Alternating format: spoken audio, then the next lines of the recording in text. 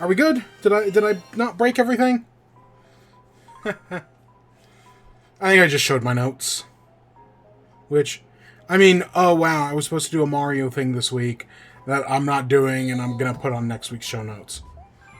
Oh, woo, big surprise. Something that I wanted to do this week that didn't happen. Oh my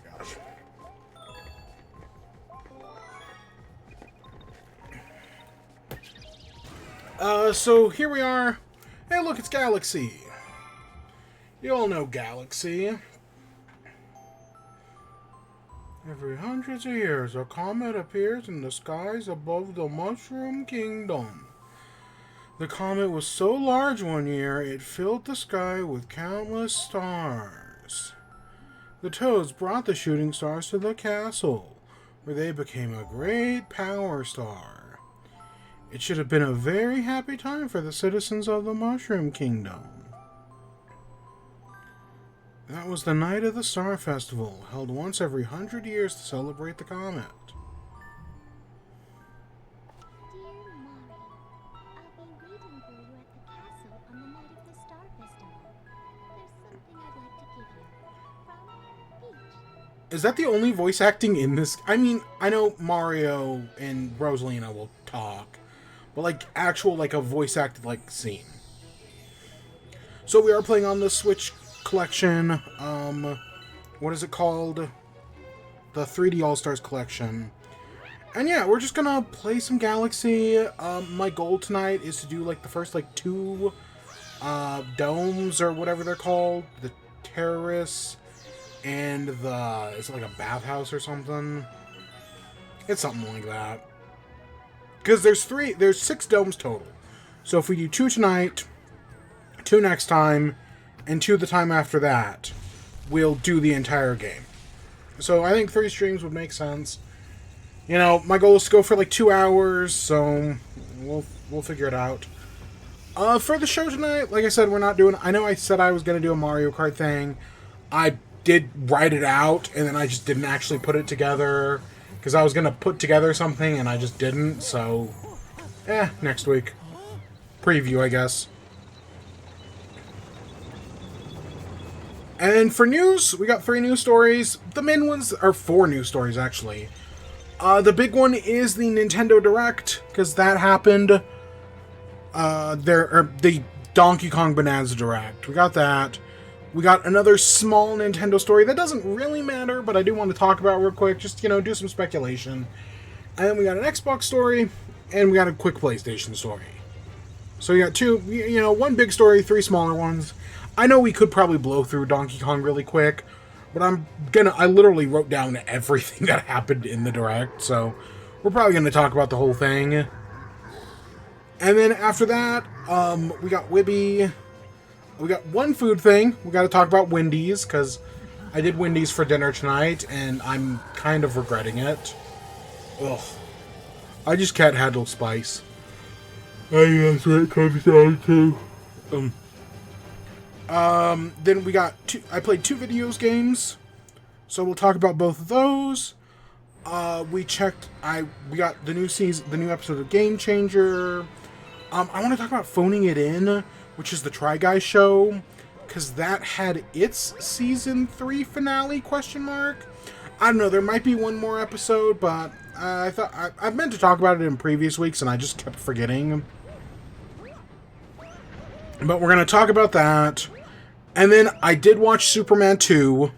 We'll talk about that, because I know last week we talked about the original, so this week we'll talk about the sequel, not the Donner Cut.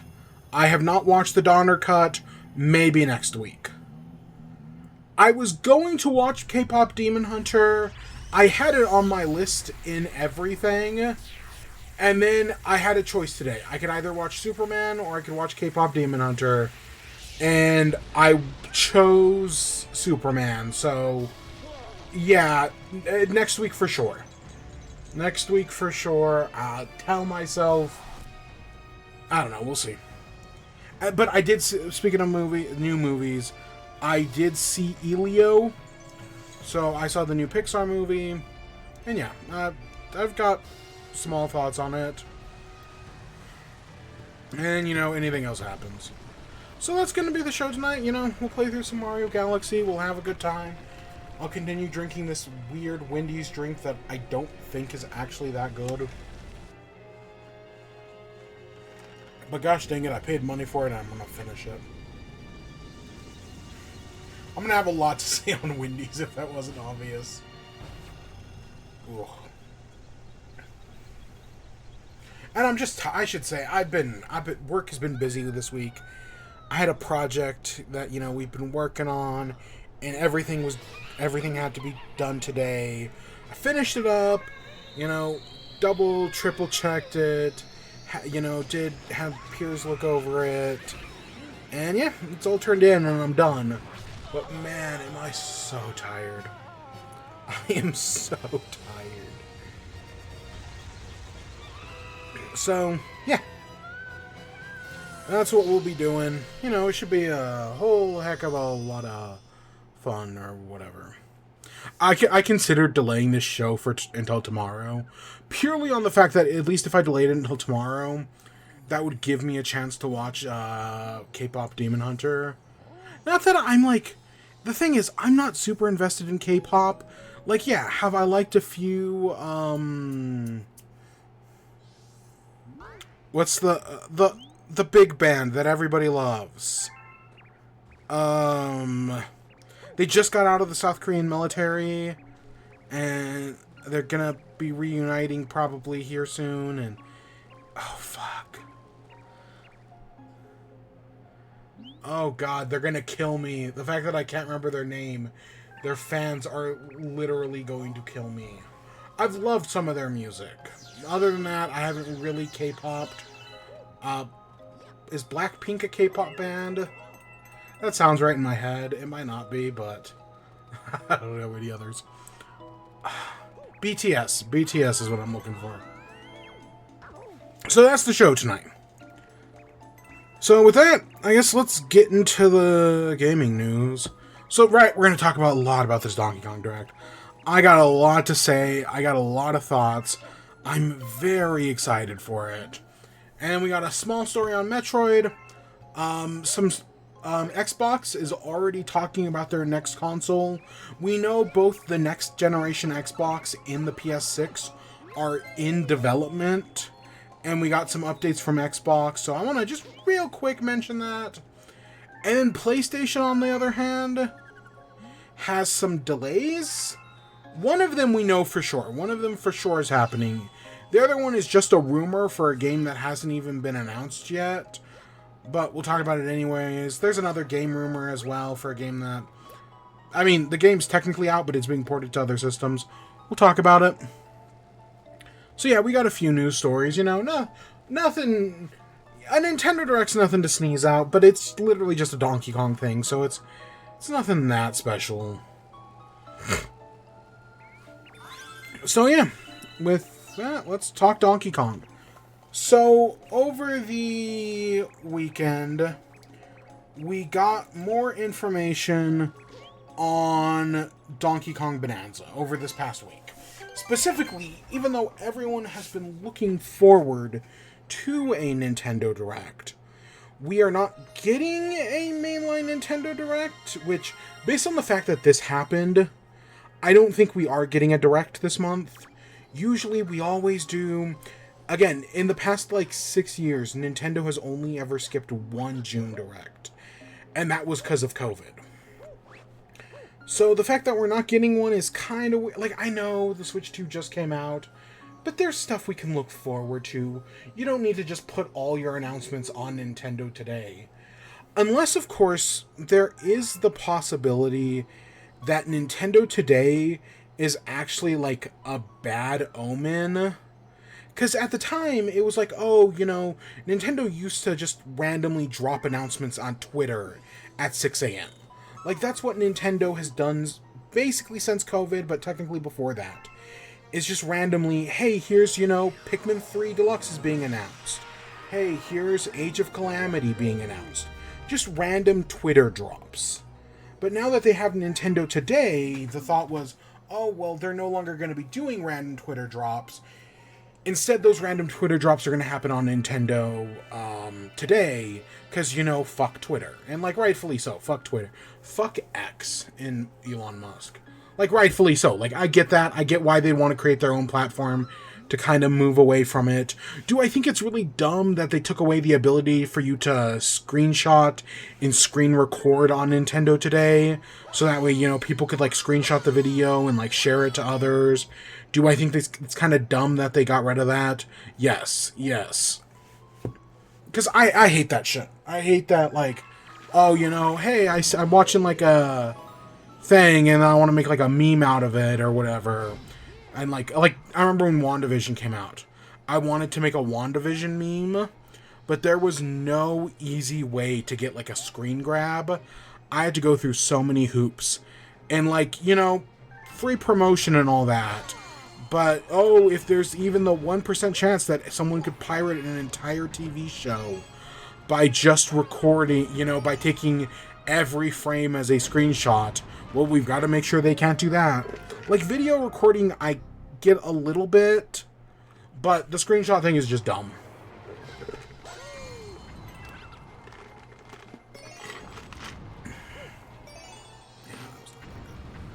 So, yeah. So, maybe Nintendo today is a bad omen that, like, hey, we're no longer going to get, like, these mainline Nintendo Directs as much as we want. Instead, we're just going to get Nintendo today. I don't think it's that, obviously. I still think we're going to get Nintendo Directs. It's just, hey, the Switch 2 just came out. There's no reason for us to get anything else. Let's just not even worry. Nintendo has no reason to worry about it. I mean, what are they going to give us? A Metroid Prime 4 release date? We'll talk about it. So I'm guessing they just don't have enough to show. Even though I do think it would be I know technically we know 2 2026 games. 3 if you count the Duskbloods. I think it would be a good time to start teasing stuff. But clearly Nintendo doesn't think the same way, and that's fine. So what did we get in this Donkey Kong Direct? Well, the first and biggest thing is, in the original, from all the trailers of Donkey Kong Bonanza, there's this little purple rock that's teaming up with Donkey Kong called Odd Rock. But then, a new story from a few weeks ago, right when the Switch 2 Direct happened, like a week or two later, it was, hey, Odd Rock isn't in this Korean promotional art. Instead, it's like young Pauline. What the fuck is up with that? And now we know, yes, Odd Rock is Pauline. That when you start off the game, you have this little Odd Rock. But after you get to, like, the first Bananza ability, it turns into Pauline. And presumably it's just you and Donkey Kong Pauline and Donkey Kong traveling throughout the rest of the game. Which, one of the things I am, in theory, excited for, based on the end of the Direct, is that Nintendo games don't really have stories. Like, if you know the 7 basic plots, most Nintendo games are just the 7 basic plots. Specifically, every Mario game and basically every Zelda game is just hero saves the princess from the dragon. Again, sometimes they add like a little layer or two. Zelda in more recent years has gotten a little bit more complicated. And right, it's not always literally a dragon. It's not always literally a princess. Even though Bowser, I mean, he's a turtle, but he's still kind of a dragon. Right? Hero, princess, dragon. Miyamoto infamously, story doesn't matter. What he cares about is gameplay. The story is just a means to an end. There's this whole thing where it's like characters in his games are more like acting troupes, like the Camellia dell'Arte, where, every week, they're putting on a different show, but who the characters are, because it's Mario wears the red hat, Luigi wears the green hat, Peach wears the pink dress. You know who is who based on their outfits and whatnot. But, 1 week they're traveling across the galaxy. The next week, they're cleaning up pollution. The next week, they're invading Womp's fortress. Different. It's the same. 1 week, they're driving go-karts. The next, they're playing tennis. The next, they're playing golf. Mario characters just fit whatever story they need to be.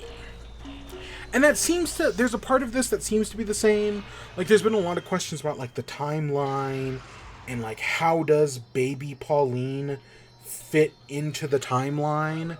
And, like, fair question. Is this, like, a prequel to Mario Odyssey? Are we dealing with, like, time travel shenanigans? Did the Void Company turn Pauline into a child somehow? And I think, at the end of the day, it doesn't matter. Like, Mario stories don't matter. Literally, even Galaxy and Galaxy 2. Galaxy 2 kind of treats it as if Galaxy never happened.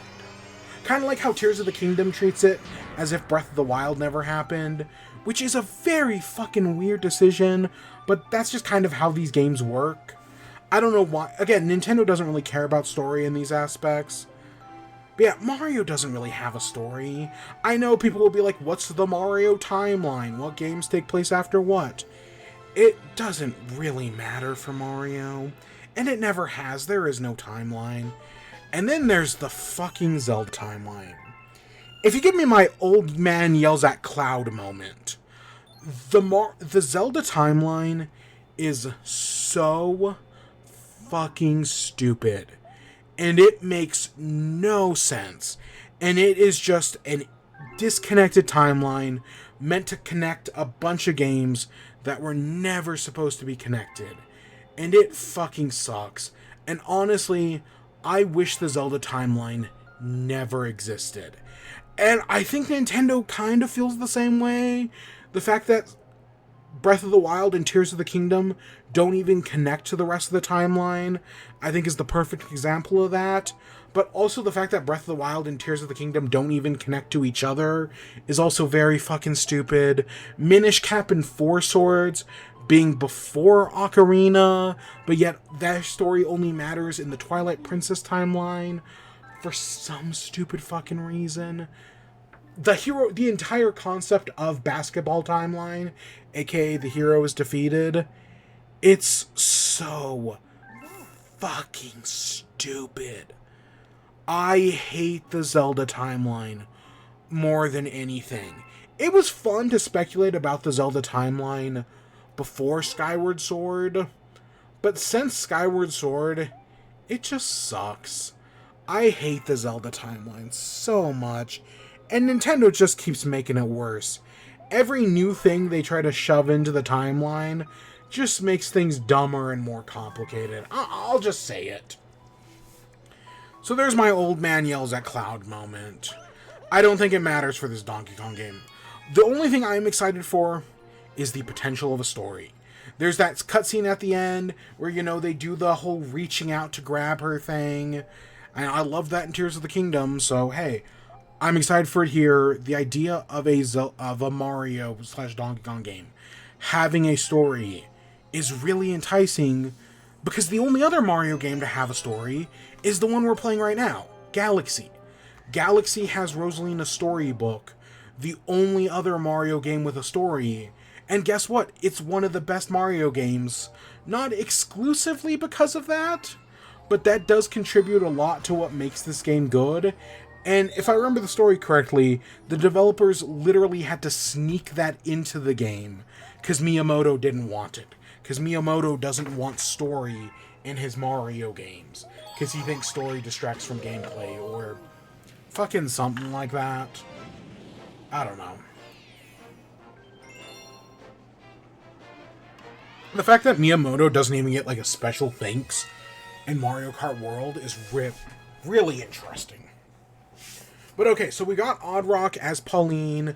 You know, they're going to the planet's core, Final Fantasy VII style. You know, I'm sure they'll meet Hojo along the way.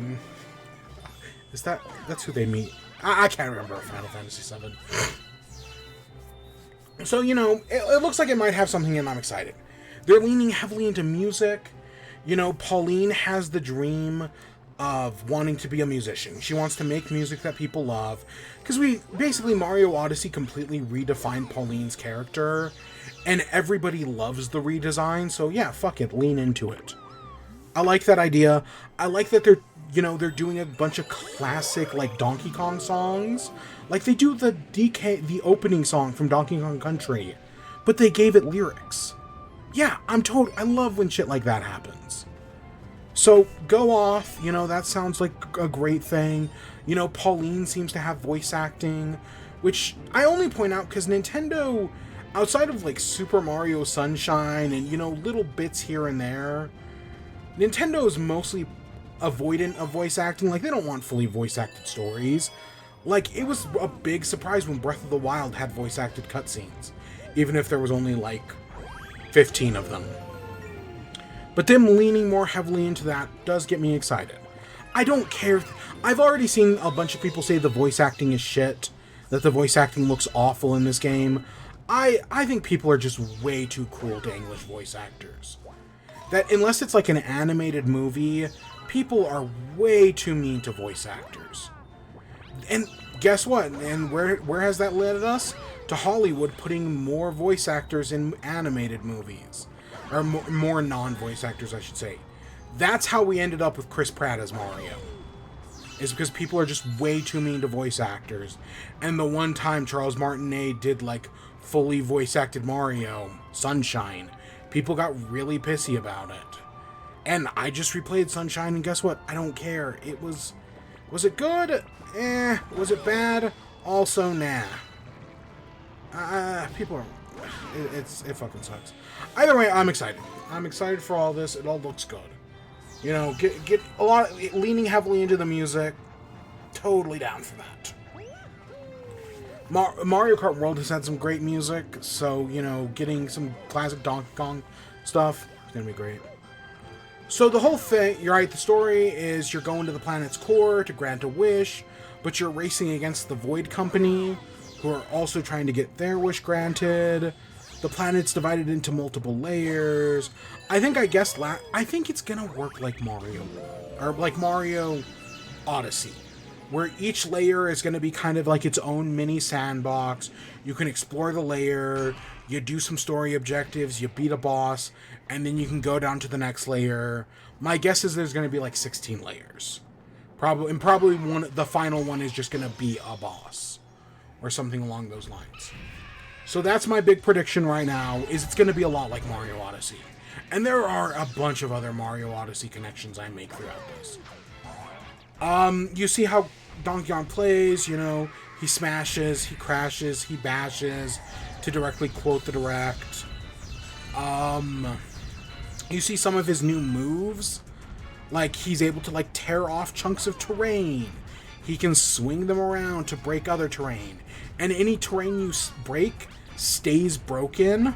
So, like, if you, like, destroy, like, a mountain, the game will remember that mountain was broken. And it will stay broken. So, you know, it's persistent. There's also building physics. So while you can break off rocks, you can also use them to, like, build stuff. There's a whole other building thing. We'll get to it. But I like that idea. Like, you see the example they use is, like, sand. They're able to build, like, a pillar of sand. Stuff like that's always fun. You know, there's turf surf, where you can take this land and you can surf with it. You can glide across ground with it. And when you jump, you can jump off the chunk you're holding and basically get a double jump. That's cool. A mid-air double jump. So yeah, all the movement looks really nice. I think I've heard, like, it's in, like, from people who've actually played the demos, I've heard it's interesting because it uses, like, multiple buttons.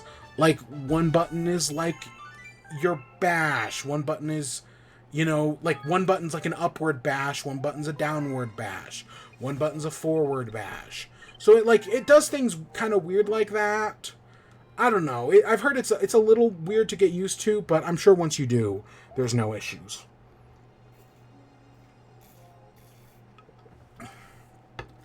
Along the way, the whole reason you're clearing out all these lands is to get these Banandium gems, which are these gems that can be found across the overworld. You know, they're hidden all over the place. Some of them you can get from doing, like, challenges. There are challenge runes that have combats. They have puzzles. They have classic courses from previous Donkey Kong games. You know, we see a minecart level, we see the bramble ghasts or whatever they're called. There's something else as well that I don't remember. We've seen, of course, a Donkey Kong Country 1 level, so there seems to be a bunch of callbacks and whatnot. That's always fun. But if I had to, the banana chips, or the Banandium, reminds me of the moons in Mario Odyssey, where you're going to be able to just get a bunch of them.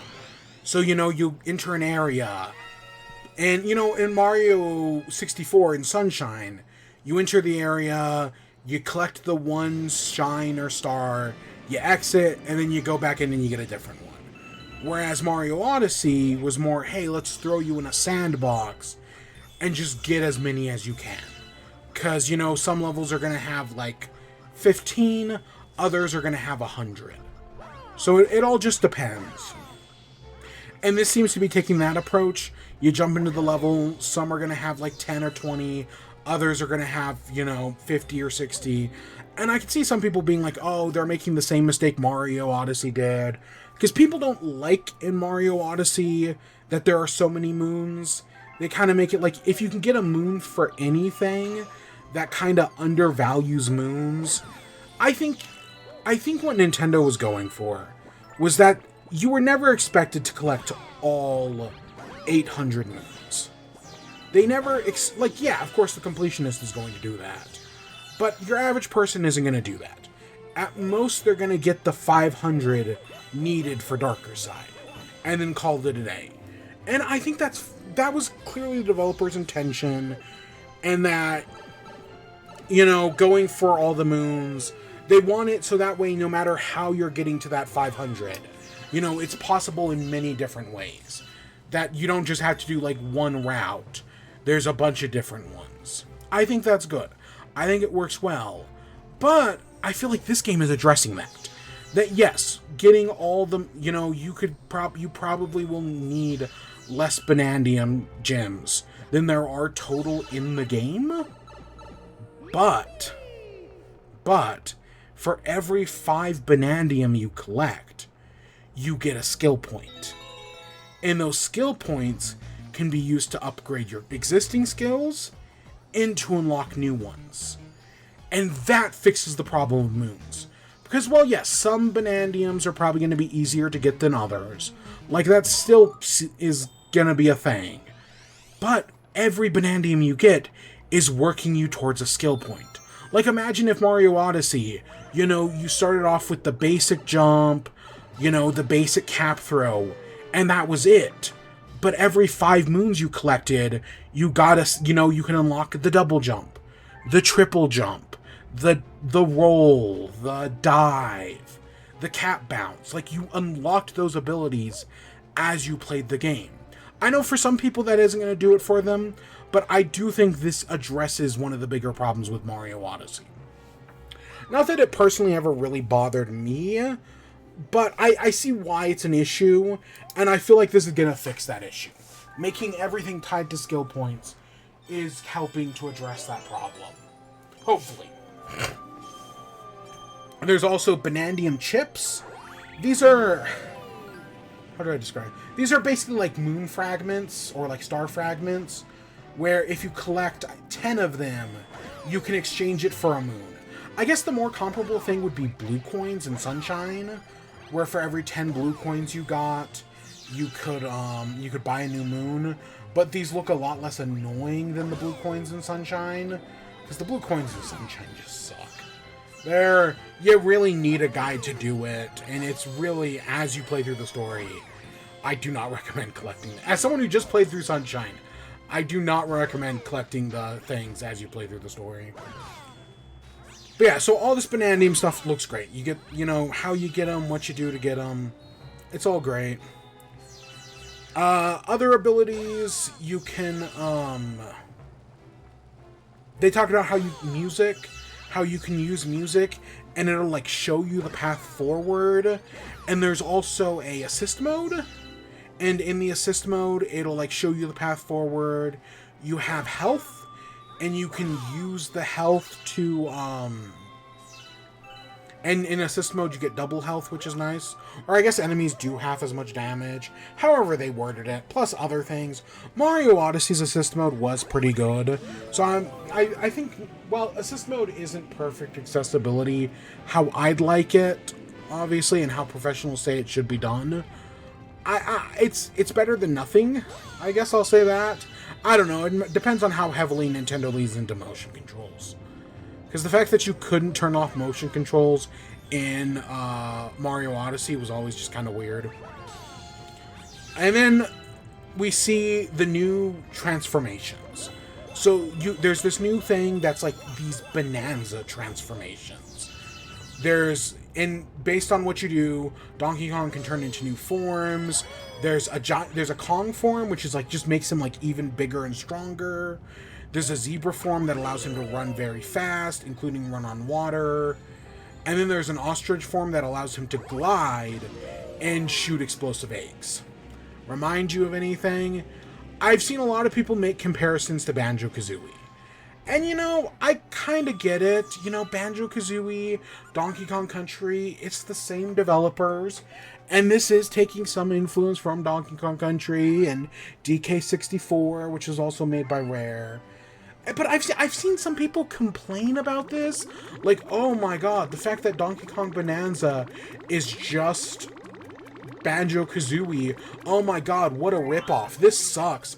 How dare you, Nintendo, make a game like one of your other games?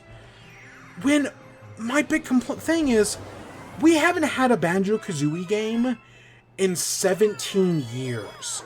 And that was nuts and bolts.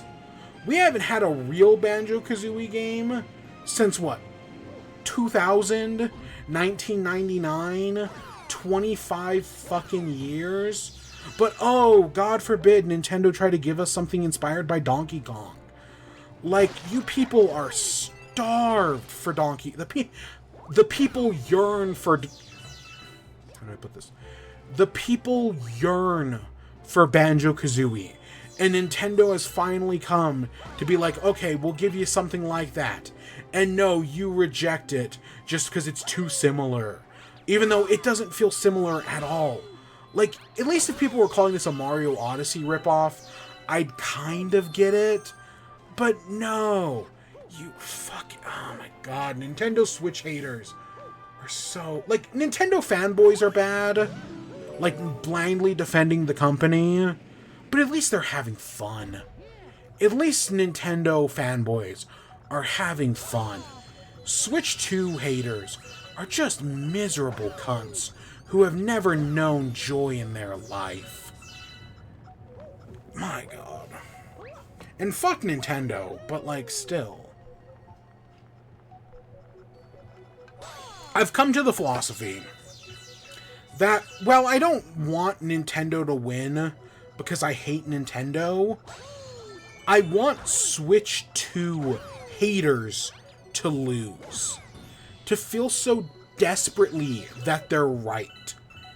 And yet to fail all the same is so vindicating. Because all the misinformation they spread, all the lies, all the deceit, just to fail. And for the Switch to sell 3.5 million. It's what they fucking deserve for being miserable cunts. Where was I? Oh yeah, transformations look great. Transformations in this new Donkey Kong look great. These transformations are the captures in Mario Odyssey. Where, they didn't reveal them in the original trailer, but they're like this big, exciting thing. That's what these captures felt like, these transformations. Where it was like, oh shit, you're able to transform into a zebra and an ostrich. It may not seem like much, like especially because you can do so much with the captures in Mario Odyssey, but I see so much potential here that I think this all looks great. Everything here has me so excited. We got to learn about the villains, the Void Company. Interestingly enough, they're all Kongs. So if you don't know Donkey Kong lore, Kong is not a surname. It's not like, oh, his first name is Donkey, his last name is Kong. That's not what it is.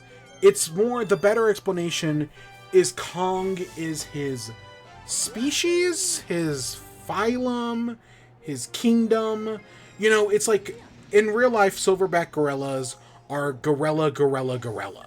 Right? Like, that's their genus, phylum, species, kingdom, blah, blah, blah. I don't remember the rest of the acronym. Donkey Kong, Kongs are gorilla, gorilla, Kong. Like, that's their species. Which is why, you know, like, Funky Kong is the perfect example. Or I guess also Dixie Kong. That Funky Kong, like, Donkey Kong, Cranky Kong, and Diddy Kong are all related. Cranky Kong is the grandfather or the father, depending on the canon. Donkey Kong is the grandson or the son, and Diddy Kong is the nephew. He's a monkey, don't worry about it. Right there, he's the nephew, they're related. Meanwhile, Dixie Kong, she has the Kong name, but she's a cousin. Or, she's not a cousin. No, she's not a cousin. Dixie Kong is not related at all. She is she's Diddy's girlfriend. That's Dixie Kong's relationship. Is that Diddy and Dixie are boyfriend and girlfriend. And for the first time in a long time, you know, maybe we're going to actually see them act as boyfriend and girlfriend again. Because that hasn't happened in a long time. I've seen some people joke that, like, oh, look at Diddy Kong in this game getting shoved to the back for Pauline. But it's like, who cares that he's in the back? He gets to spend time with his girlfriend. Meanwhile, Funky Kong isn't related to either of them. Funky Kong has no relation to any of the other Kongs. He's just like their friend from the war. That's literally it. That's Funky Kong's whole deal. Who is the cousin? I want to say Tiny Kong is related to Dixie. Who is the cousin? I know Candy is Donkey's girlfriend.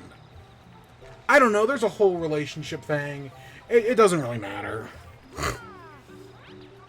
But yeah, so these new Kongs, you've got Grumpy Kong, Poppy Kong, and Void Kong. Grumpy Kong, I think, makes perfect sense. He's the one who's building all these, like, weird rock creatures. So, like, you know, he's going to be the big boss fights are him, you know, with these giant mech creations. Reminds me of, like, some of the Octarians that you fight in the Splatoon games.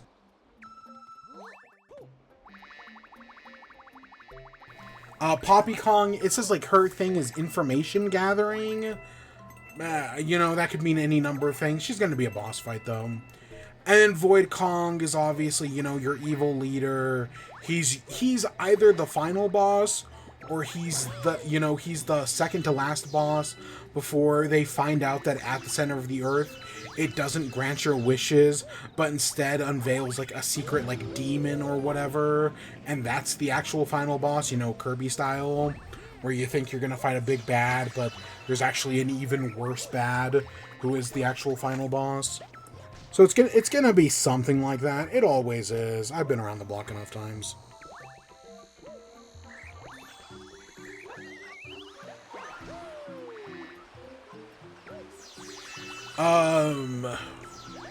Cranky Kong's also there. Again, timeline shenanigans aside, Cranky Kong's there, that's cool.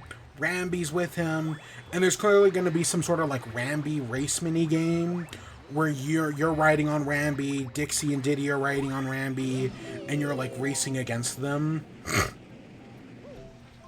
Okay, that makes sense. Other stuff you can do. There's gold, and you can collect, you know, you see gold all over the place.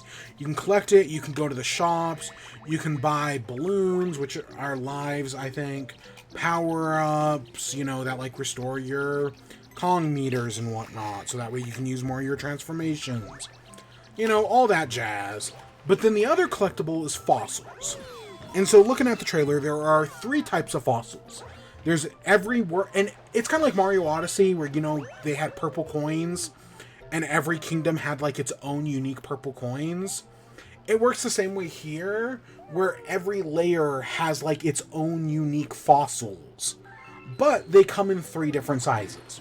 So there are small fossils, medium fossils, and large fossils. And each type of fossil is used to buy a different type of outfit.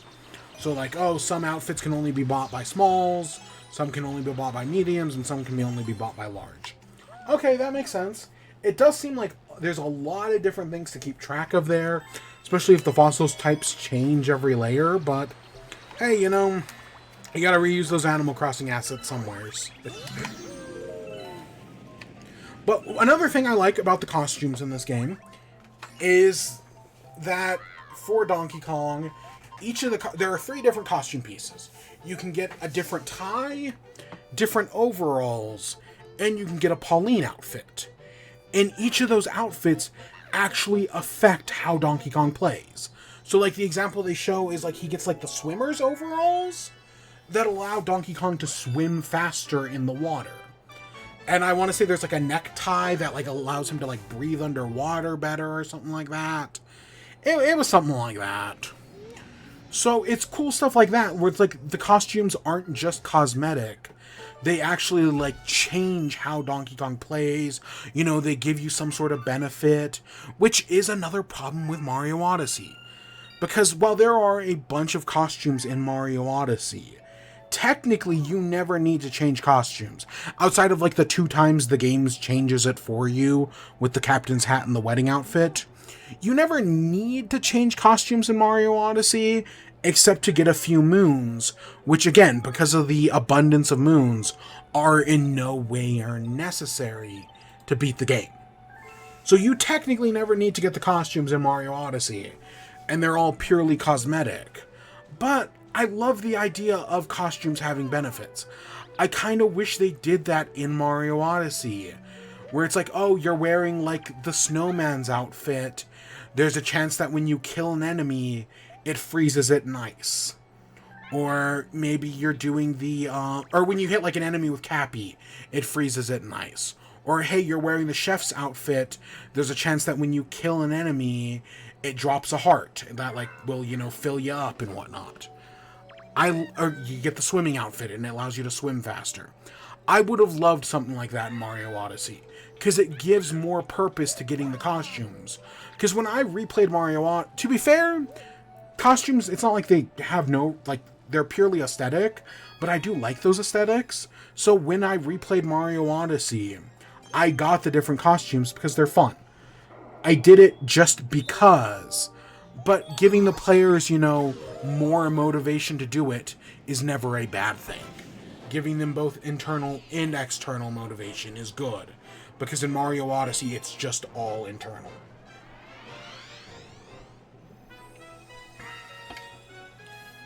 You can create a little base.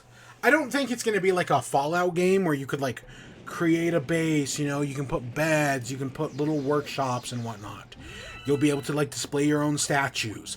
That might be a thing. Like I could totally see like statues you build in the art thing being displayed at your little base, but it mostly just seems like, oh, it's like a place where you could like rest and recover your health and you could listen to music.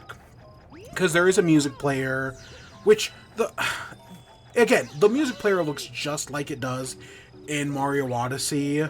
Why the fuck does Mario Kart World not have a music player? There are over 200 songs in that game. Fantastic music. And if you want to listen to a certain song, there is no way to do that. There is no way in the game to listen to a song you want. And it kinda sucks.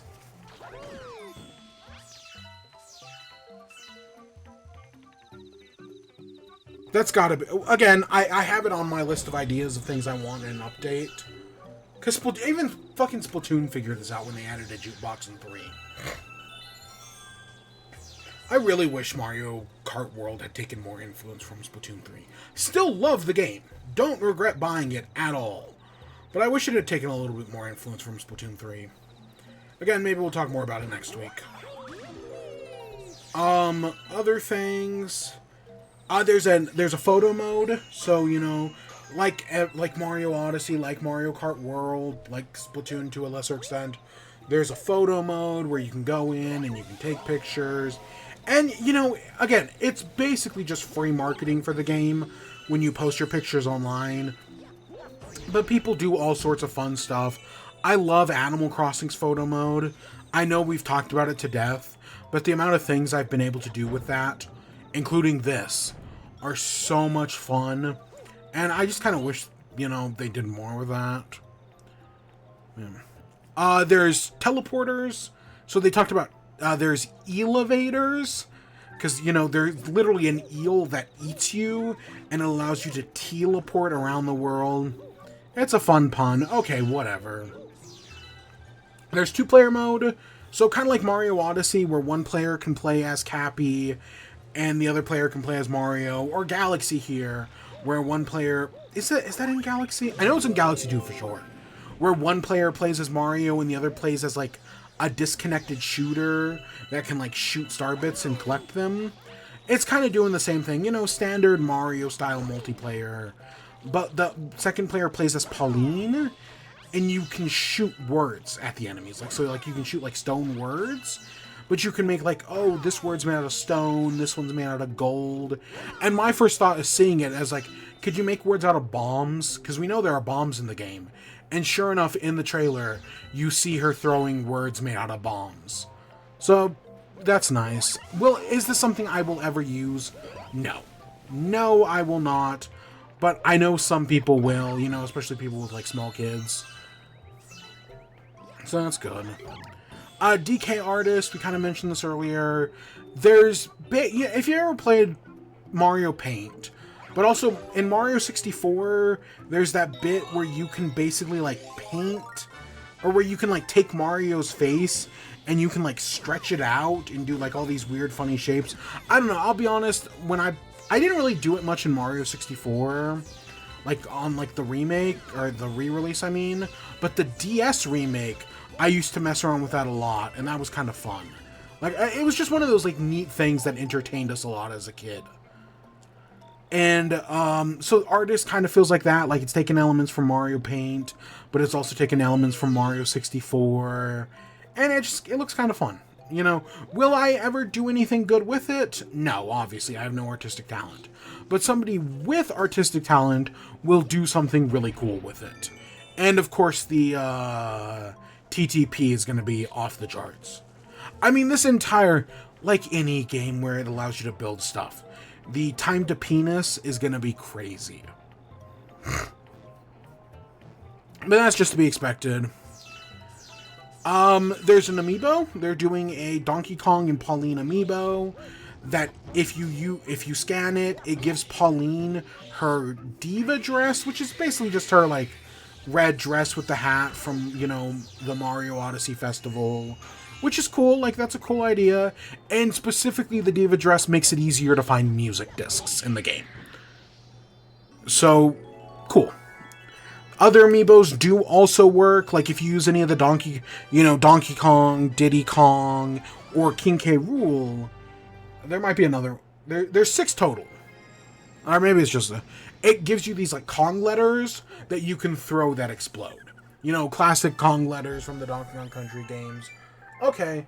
And then just any other amiibo can also be scanned, and they just give you, like, a random orb that, you know, you could use to throw around the world. It doesn't really do anything, but hey, it's another feature. It's kind of like how in Mario Odyssey you can scan amiibos to get, like, hints at to where moons are. Like, in the grand scheme of things, it doesn't actually matter, but I guess it's neat. Oh, woo, it's time for our first Bad Controls minigame. Wouldn't be Galaxy without Bad Controls minigames. Even though I actually don't think these are that bad. Especially on Switch with, like, an actual, like, controller. I don't think these are going to be that bad at all. What else? So yeah, amiibos, cool. We have a release date, July 17th. That is less than a month away. I think this direct happened on, I think, the 18th? And so now here we are on the 20th, and yeah, it's right around the corner. I've seen a lot of people complain that this should have been the launch title. That Nintendo should have launched the Switch 2 with this game, and then made us wait another month for Mario Kart. And I get, they definitely could have done that, and that would have gotten away with it. But it makes sense for them to launch with Mario Kart. Because, well, yes, not everybody likes Mario Kart. There is a good chance you are going to like Mario Kart. Especially because statistically, 1 in almost every 2 Switch users, almost 50% of all Switch users for the OG Switch, bought Mario Kart. It sold 68 million units. I get why they launched with Mario Kart World. And guess what? A month isn't that bad at all. People are acting like it's the end of the fucking world just because the Switch didn't launch with like 20 games. Like, no, I want Nintendo to space out their releases. I would rather have, I know we've been spoiled by like Netflix, where they drop the entire show in a single day. Can I be honest? I kind of hate the Netflix release schedule. I would much rather wait a week for a new episode and build excitement, build anticipation, but also have shit to look forward to. I think it's important to have stuff to look forward to, be that the next show, the next game, the next whatever. I know that's all pop culture consumerism, but you get my point. That if Nintendo just dropped both the games on the same day, it'd be too much. I'd rather have time now to put into Mario Kart and put into Cyberpunk, and then in a month's time, I'll have a bunch of time to put into Mario Kart. We'll spend an entire month into Donkey Kong. We'll spend an entire time on Donkey Kong, and then Kirby comes out in August, and I'll just put another month into that, I like having stuff I like having time between releases to actually play my games. I like having time to go through my backlog. I feel like people always want the new next best thing when I like having a backlog. But whatever. So the last thing we got to talk about with this is this the Mario Odyssey team? So watching this direct, this screams Mario Odyssey team. It's the little things, the music player, the world maps, like how you select the different things. I guess the teleporters, for lack of a better thing. The list of all the Banandium gems, the shops, the customization, how you go into like an actual wardrobe to customize. That stuff screams Mario Odyssey. So this is the Mario Odyssey team. Like, at minimum, this is the Mario Odyssey team. There's no other way around it. However, there is a rumor, this is all alleged, but allegedly, this game was not made by the Mario Odyssey team, but instead by a spin-off of people who worked on Mario Odyssey. That basically, the story goes that there's a bunch of younger developers who worked on Mario Odyssey, that after Mario Odyssey finished development, they wanted to make their own game. Specifically, they grew up playing Donkey Kong games, so they wanted to make a Donkey Kong game. And Nintendo let them spin off their own team, just for the express purposes of making this game. So while it's not technically the Mario Odyssey team, it is people who worked on Mario Odyssey, and that they just went and formed their own team just to make this game. And I think that's totally possible. I think it is totally possible that they made a new development team just for this game, made up of people who worked on Odyssey, whereas meanwhile the people who have been working on Odyssey, they did Bowser's Fury, and now they're working on the next 3D Mario, which could be anything else. Which we might see this year, but also if we don't, I would not at all be surprised. So I totally think that's possible. Because yeah, it looks great. Everything here looks great. It looks like Mario Odyssey, and I mean that as a compliment. I've seen a lot of people talk about whether or not this could win Game of the Year. Again, we do not have this game. It is entirely based on speculation and, demos people have played. But I will say, I think it is totally possible that this wins Game of the Year. It's definitely going to be nominated. Just it being the Mario Odyssey team, and what we have seen of this game so far, they would have to royally have fucked up somewhere along the line for this to not be at least nominated for Game of the Year. Sure, does it have a good bunch of competition? Yeah, Clair Obscura 33 alone is going to be massive competition. But I totally think this is possible for Game of the Year. Even though Mario Kart isn't reviewed perfectly and is a good but not perfect game, I think that one's also in contention. I know I've only put, what, like 40 hours into it? I totally think it's possible. Especially if they keep updating it. Because that's another thing people have kind of pointed out. In Mario Kart World, Donkey Kong and Pauline only have 2 costumes total. Their default outfit, and then Donkey Kong has like a footballer outfit, and Pauline has a racer outfit. So why do Donkey Kong and Pauline have so few outfits? What if we're gonna get our first DLC for Mario Kart World is going to be a tie-in with Donkey Kong Bonanza, and that's how we get Donkey Kong Bonanza costumes? I think that is totally possible. That with either like around the time this game releases, maybe even like the week before Donkey Kong Bonanza releases, we get our first DLC for Mario Kart World. It's a free DLC, obviously, that ties into Donkey Kong Bonanza, gives us Pauline costumes, give us Donkey Kong costumes, and maybe we get young Pauline as a playable character. Because we have Baby Daisy, we have Baby Mario, we have Baby Peach, we have Baby Luigi, we have Baby Rosalina for some stupid fucking reason, and there were people who thought we were gonna get a Baby Pauline.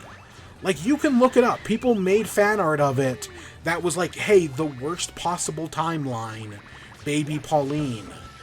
And sure, we could still get that, but instead, we know young Pauline is like 13, so I think it's totally possible that within the next month we get our first set of Mario Kart World DLC, which is a tie-in.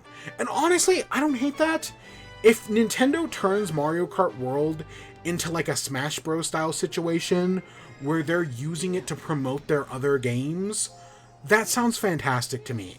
Like, if Kirby and like the Star gets added to Mario Kart to promote Star Riders, if one of the drivers from Drag X Drift gets added, if Samus gets added to promote Metroid 4, I would be down for all of that. I know some people don't like that. I would love it. I would love that cross promotion. I mean, it's better than a Mercedes-Benz.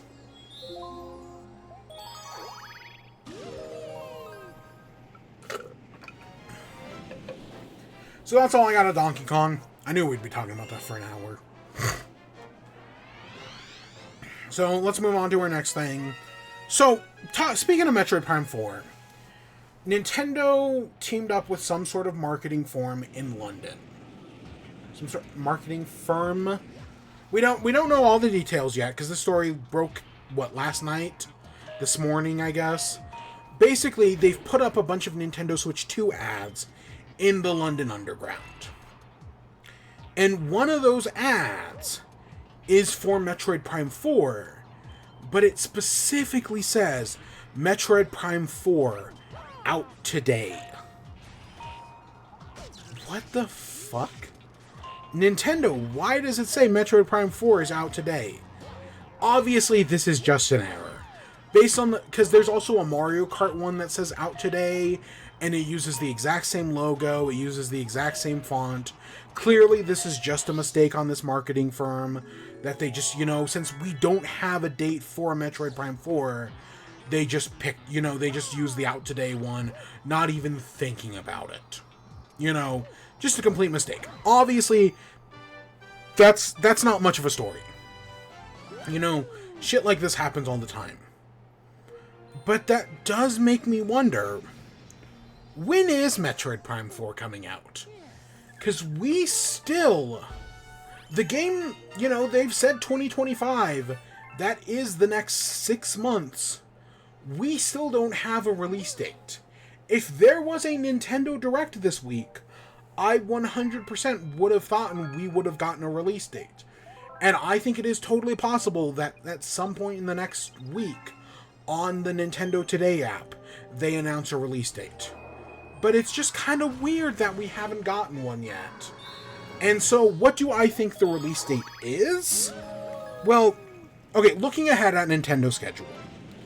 We know next month is Donkey Kong, and also Mario Party upgrade. The month after that is Kirby. Kirby is in August. We know that the Kirby DLC is, I want to say the end of August. I want to say it's like Kirby Kirby Forgotten Ally Starcrossed or whatnot. Is August something. Yeah, Mario Party Jamboree, the T upgrade comes out on the 24th, and Donkey Kong comes out the week earlier on the 17th.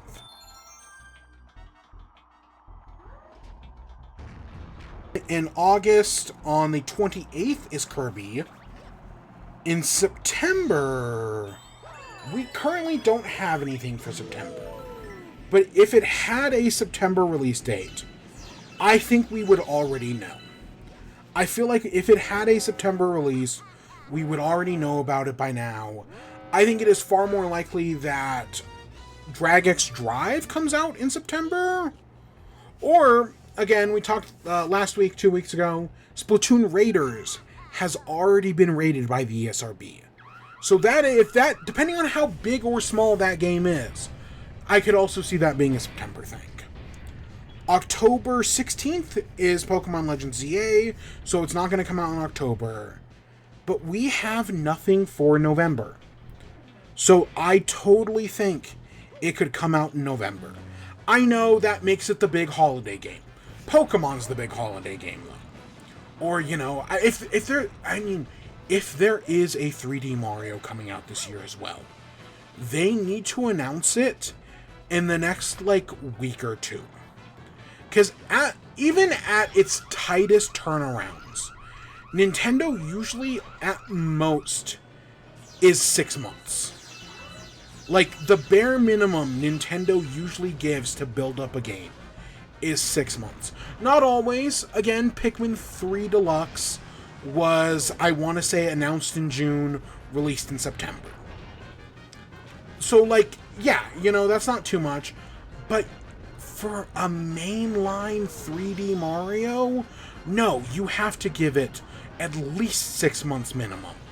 So it's gotta be. So if it's gonna be a 3D Mario, it needs to be announced next week. I don't think we're getting a 3D Mario. We also don't have anything for December, so I could see it being the first week of December. Nintendo usually gets out a game the first week of December. Usually it's a JRPG. Xenoblade, Smash Bros. That one time. I bet, though, if Nintendo probably wanted Smash Bros. To release earlier than it did, and it just kind of slipped into that December window because, they needed all the time they could get. But I could see Metroid being a December game. It actually makes more sense as a December game, but then that begs the question, what about Kirby? Because guess what? We're also supposed to get a Kirby Air Riders this year, and I'm going to say 60%. It's definitely more than 50. I'm 60% sure Kirby's getting delayed. It'd be weird if it didn't. So, is Metroid going to be November 14th or I guess it'd be the 13th or the 20th. I could see it being the 20th. Or, it's Metroid Prime 4 comes out December 4th. I think that makes sense. And, maybe they put fucking Metroid Prime 2 on GameCube Online. Just saying, Nintendo. That'd be some good cross-promotion there. You've got time, clearly. So, it's gotta be soon. There's no way it's not soon. So yeah, that's that story. Next up, PlayStation. So, the PlayStation 5, the PlayStation 6, and the Xbox Series X2. The let's call it the X squared. The X squared are in development. Usually most console developers start development on their next console the same year the console releases, or within a 12-month within the next 12 months. Consoles get started on development almost immediately after one releases, right? R&D is always R&Ding. So we know the next PlayStation is in development. PlayStation said a whole thing about like, hey, they're all ahead on the PS6. Sure, does the PS5 only have 5 exclusive games that are, you know, eventually Spider-Man's going to come out and things, Stellar Blade, you know, are these games eventually going to come out on PC? Sure. But, you know, even though the PlayStation 5 has no games, this is coming as someone who owns one. They're all full steam ahead on the PlayStation 6. Even though we just got a, $700 PS Pro, you know, they've got to work on the PS6, which is going to cost $850. I don't think we need a PS6. I know it's already been 5 years since the PS5. Most people I know didn't get, like, I got one early enough into the lifespan because I got, you know, instead of having to, like, go fight for one at a store, I got an email from PlayStation being like, we value you as a PlayStation customer. Here, have a reservation to get a PS5. That's how I got mine. But for a lot of people, for the first 3 years of the PS5, they couldn't get one. Nowadays, they're pretty easy to get. But for the first, like, kind of like the Wii or the Switch, for the first few years, it was actually kind of difficult to get one. And so the fact that, you know, I get it. We're 5 years in. The average console lifespan is like 7. So a PS6 coming out in 2 years makes sense. But I also feel that, like, hey, look, it's the Olimar ship. The first time I played Galaxy, I had never played a Pikmin game. I had no idea that was the Olimar ship until, gosh, probably 5 years until after this game came out. To be fair, I think I played this game for the first time in 2008. Because I didn't play Galaxy. I didn't have the Wii, another console that was hard to get. I didn't get a Wii until like 2008. 2-3 years after the system released. I think, was the Wii 2006? I know the Nintendo DS was 2004, which that feels way earlier in my head. Or that the DS coming out in 2004, that seems way too early. I would just say the DS was like 2006, but I think that's when the DS Lite came out, and I never owned an original DS. The first DS I owned was a DS Lite. So maybe that's why I think the DS is later than it is. Yeah, 2006 the Wii sounds right. But yeah, so we know the next consoles are in development. And so Xbox put out a thing that for the next generation of Xbox, they are partnering with AMD. Okay, you know, that makes sense. We know Xbox recently put out a thing that they're canceling their Xbox handheld, and that they're, you know, because they've teamed up with Aces. So Xbox teaming up with AMD to do the next gen Xbox. That makes sense. They're also going to be putting a focus on cloud saves. Right, cloud saves are a big thing for them. Or cloud gaming, I mean. You know, Xbox leaned heavily into cloud gaming. And it seems to be paying off for them. You know, everything's an Xbox. I would at no point be surprised if Xbox Game Pass cloud version came to Switch 2. Maybe even OG Switch. I could see both, honestly. I don't know. It's up to the big N to let them do that. But I don't think it's impossible. But so basically their statement is that, right, they've teamed up with AMD because they want to get next level performance, cutting edge graphics, breakthrough gameplay, and unmatched compatibility. So all that stuff, you know, graphics, I'll be honest, we're in the age where graphics don't change. You know, back in the younger years, it felt like every console, you know, graphics were getting so much better. Oh my god, we went from 8-bit to 16-bit to 32-bit on the PlayStation, 64-bit on the N64, 128-bit. on... What was 100? Was it 128-bit the Dreamcast? I think that was the last console that really talked about bits. It literally used to be called the Bit Wars, right? Sega and Nintendo fought the Bit Wars. And, you know, they traded back and forth for many years. And then PlayStation came in, and even though they had a weaker console than the N64, they won because they used discs. It was a whole thing, you know. The 90s were a wild time. And the console wars are... After the Bit Wars, we got the console wars. And now the console wars are over, but fanboys still act... You know, if you ask Xbox, if you ask PlayStation, if you ask Nintendo, the console wars are over. They no longer fight in the console wars. But if you ask any of those three companies' fanboys, the console wars are still raging.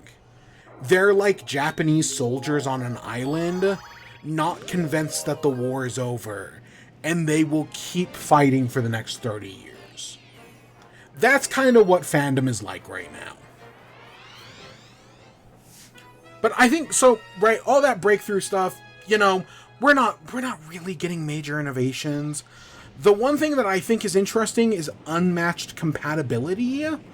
What I assume that means is that basically, hey, do you have a PC? Do you have an Xbox? Are you doing a cloud gaming? No matter what you're playing on, your games will be compatible. And your Xbox games. But I could see it going the other way. I still think the idea of, especially with this new Aces Rogue thing, Xbox transitioning from a console maker to a PC, like a pre-built PC maker, makes a lot of sense. You know, if the next Xbox has Steam, has the Epic Game Store, I will in no way be surprised. Because that's just kind of the direction Xbox is going. And while I know Steam fanboys love to jizz their pants over everything being able to play Steam, I think it's a logical decision, especially because, you know, Windows is also Microsoft. But yeah, that's the big thing for next generation. We did get a little thing, we got some rumors about the Xbox Rogue Ally X, specifically that it's going to launch in October. Probably a late October release date. We don't have a price. They say they're not committed to a price at this point. And what they mean by that is tariffs. You know, I know Trump always chickens out. He's a taco. And that because of that, you know, people are less worried about the economy than they were a few months ago when, you know, he almost dropped us into a recession. And there's still like a 50% chance we're going into a recession anyways. But Trump always chickens out. So I'm a lot less worried. I know a catchy slogan isn't everything, but honestly, it's gone a long way. Especially because it pisses Trump off. The fact that he hates it makes it all the better. Because it's right. He hates it because it's accurate. But, you know, they're claiming they're not committed to a price. Because, you know, what if Trump decides we're doing super tariffs now? China has a 300% tariff. Like, he could just wake up one day and decide that. Or specifically, he could turn on Fox News, see they say something about him, and he decides, 300% tariff. Literally, it's Trump, anything's possible. I mean, we're about to go to war with Iran, so, like, fuck, man. You know, I love the saying I've been seeing going around, that you were born too early to invade the Middle East, too late to invade the Middle East, but at the perfect time to invade the Middle East. Because that really is kind of what it's felt like the past, like, 30 years in this country. Maybe a little longer than that. It's probably closer to 35, but still. So, yeah, non-committal to a price. What do I still think the price, the standard one, is probably going to be... Because there's two versions, a standard and the X one. The standard is probably going to be $500, and the X one is going to be probably $800, but it could be up to $1,000. And yet, this is the Switch killer. If you listen to any Xbox or Steam fanboy, they'll tell you this is the Switch killer. But at $1,000, nobody's gonna pay for this. It's a niche product that competes. I want to make something clear. The Steam Deck and the Asus ROG Ally are not competing with the Switch. They're competing with gaming laptops. You know, like an Alienware. Like Logitech has like a Logic something or other. I don't know. It's competing with gaming laptops. And so yeah, $1,000 Asus ROG X, I think that is totally within the realm of possibility. Yeah. That's just I think 800 is far more likely, but we'll just have to wait and see. And so our last story is about PlayStation. PlayStation is having some PlayStation delays. The first one that we know for sure is Marathon. So Marathon is their new extraction shooter made by Bungie. It's a revival of a classic franchise, and people are not excited at all. There's another game called Arc Raiders, which is an extraction shooter that comes out in I think it comes out in September, and Marathon was supposed to come out in October, allegedly. So, yeah, no, people aren't really excited for this one because Arc Raiders has taken all the excitement. Because seemingly Arc Raiders plays better. You know, people...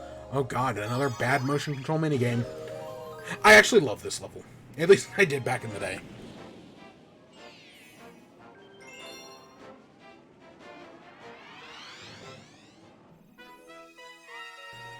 So yeah, Marathon, besides for people just not being excited for it, the alpha preview, whatever, not going over that well.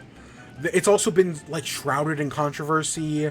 I guess a bunch of the assets are either stolen, or they're inspired by stolen artwork without compensating the original artist. So that's not good. But because of all this negative press and whatnot, people are not excited. Okay, there we go. That was... I have to hold it... I'm holding it, straight up instead of, forward. I get it, it's a top, or a joystick, or a top. It's kind of weird. I couldn't imagine doing this on a screen. But, so people are not excited for Marathon. And it seems like motivation at Bungie has just absolutely tanked. That with all these controversies, with, all these negative reactions, are people more excited for Arc Raiders, the oversaturation of the market, people just are not excited for Marathon, and Bungie feels it. And there is talk about, is this game going to be canceled? I mean, Concord came out, last year? And was canceled after just a few weeks?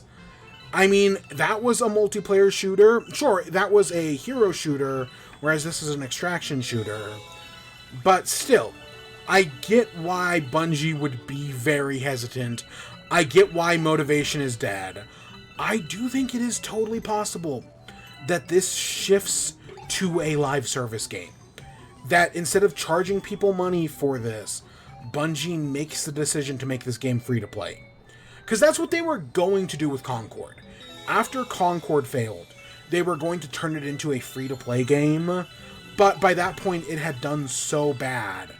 And you can't come back from that. Once the game is out, and people have already had a bad first impression, there is no coming back. Marathon, sure. Marathon also has a bad first impression, but at least the game hasn't released. There is still time. They cannot completely redo the game. I want to be very clear here. Even when other games got delayed and whatnot, you cannot completely redo a game. They have to work. They either have to full out cancel it, or change major things. They can't change major things. But I'm sure they could find a way to turn Marathon into a live service. They pump it with microtransactions and loot boxes. I could see them doing that. But honestly, this all comes down to PlayStation 5 years ago took a gamble on, even though what people love about PlayStation, what I love about PlayStation, is their single-player games. PlayStation makes some really good single-player experiences. Not all of them, but, some of them are really good. But like 5 years ago, PlayStation had the idea of shifting into a bunch of live services. They wanted to create the next Fortnite. They wanted to create the next Call of Duty, the next Rainbow Six Siege. People don't buy consoles for those games. Nobody's gonna buy a Switch 2 just to play Fortnite better. They're gonna buy it to play Mario Kart. They're gonna buy it to play Donkey Kong. Single player sells games. Why do you think every Splatoon game has a single player mode? Because Nintendo knows that while yes, the multiplayer can be fun, it alone isn't gonna sell a game. That's what killed ARMS. ARMS was a pretty decent game, but the fact that it didn't have a single player really hurt it. At least in my opinion. So, is Bungie doomed? Is this the death of Bungie? Maybe. I mean, I definitely think this game is coming out before GTA 6. We have a release date for GTA 6. I do not think it is solid.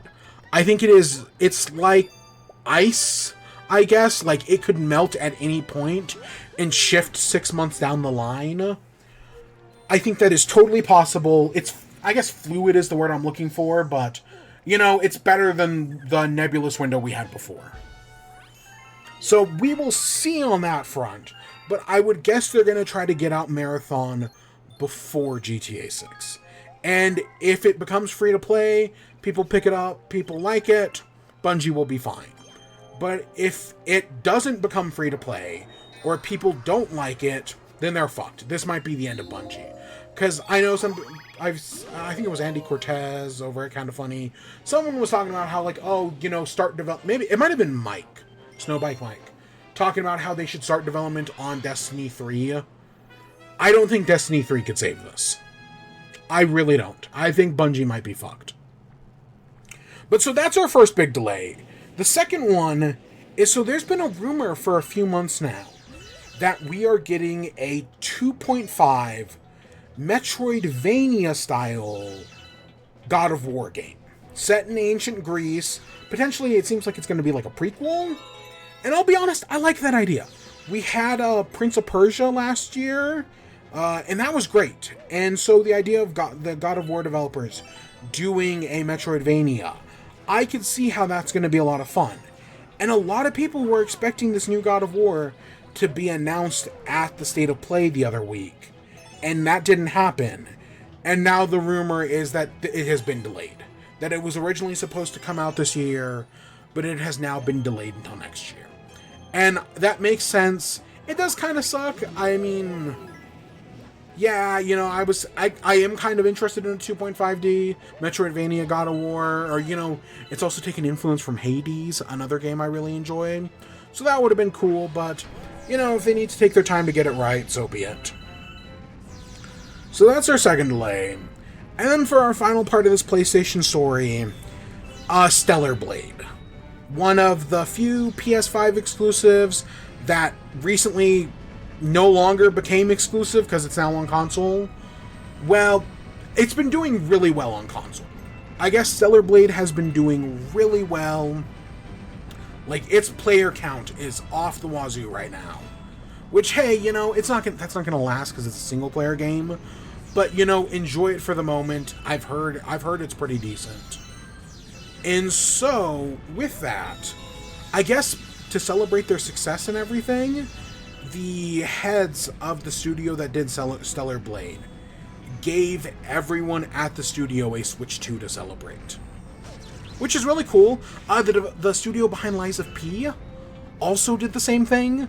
Lies of P recently broke 3 million players, or 3 million units sold. So to celebrate, they gave every employee a bonus of, I want to say it's like $7,000. They gave every employee a $7,000 bonus, 2 weeks paid vacation, in a Nintendo Switch 2. Fantastic. Good for them. You know, it's good to see bonuses going to employees and not executives. That's so nice. But yeah, same. So Stellar Blade, you know, they gifted Switch 2s, and the story came out that they are working on Stellar Blade for Switch 2. It's not going to be this year. It probably won't even be next year. It's probably going to be 2027. But, you know, especially if they like just started development on it, yeah, I think that makes a lot of sense. So, yeah, Stellar Blade and maybe more PlayStation games will be coming to Switch 2. I mean, they're putting PlayStation games on PC. They're potentially putting PlayStation games on Xbox. Even though the rumor is that with this Aces Rogue Ally thing, PlayStation's going to try to bar their games from being able to be played on this thing. I think it just goes back to this whole idea that the console wars are over. That Nintendo, Sony, and Xbox aren't really competing. And at most, Xbox and Sony barely are. And Nintendo's kind of just the captain of their own ship. Because, you know, we got Patapon on Switch 2. Or it comes out here in a few weeks. We got, and Switch 1. We got, Everybody Golf? What the Golf? No, I think it's Everybody Golf. On, Switch and Switch 2. Or at least it's coming out. And those are both PlayStation games. So, you know, Xbox plus their games, PlayStation, the console wars are dead. The console wars have been, there will be soft rain. Where fanboys are just computers continuing to fight a war that ended many years ago. As if civilization keeps ticking on. I can't think of a better metaphor than there will be soft rains. I know for sure there is one, but I cannot for the life of me think of it. So that's our last news story. You know, it's not a bad week. I mean, you know, delays, whatever. It's not a bad week at all. That Donkey Kong thing was great. So I guess that takes us into WIBE. I don't know how long we have left. I'm going to open up a pack of Pokemon cards real quick, though. Not on camera, obviously. So, for the first time ever in Pokemon Pocket TCG, I completed a set. Finally, yeah. The only card I was missing was Guzzlord. I had 2 full art Guzzlords, but just the standard EX card I didn't have. And finally, yesterday, I got the standard Guzzlord. So, well, yes, I don't have every card. I don't even have the, is it illustration rare? Whatever, the animated one. I don't have the animated card, the Buzzwole, but I have everything else in the set that I want. You know, all the star rarities and whatnot. I'm happy with that. That is the first set I have ever completed. So now I'm missing 1 card in Shining Revelry, and I'm missing 1 card in Mythical Island. So I'm trying to complete those 2 sets. Because guess what? They announced a new Eevee set coming out next week. So I'm going to open a Shining Revelry. I legitimately think I'm just missing a Pikachu card. I'm missing Pikachu EX. That is the only card I'm missing from this set. Meanwhile, for the other one, the only card I'm missing is Pidgeot for Mythical Island. A Wiglet, a Driftbloom, a Charmander, and a Charmeleon. Woo! Oh, and a Voltorb. Okay, so that was a nothing set. That kind of sucks. Whatever. I'm working on it.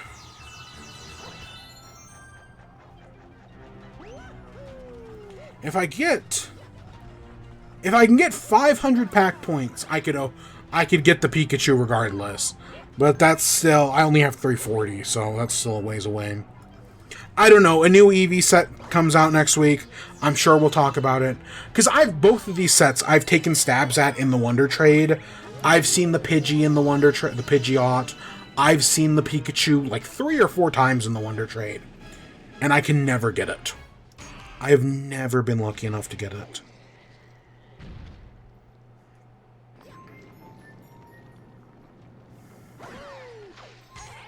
Yeah, I'm just happy I completed a set. And then in, like, Triumphant Light, I'm missing, like, 7 cards.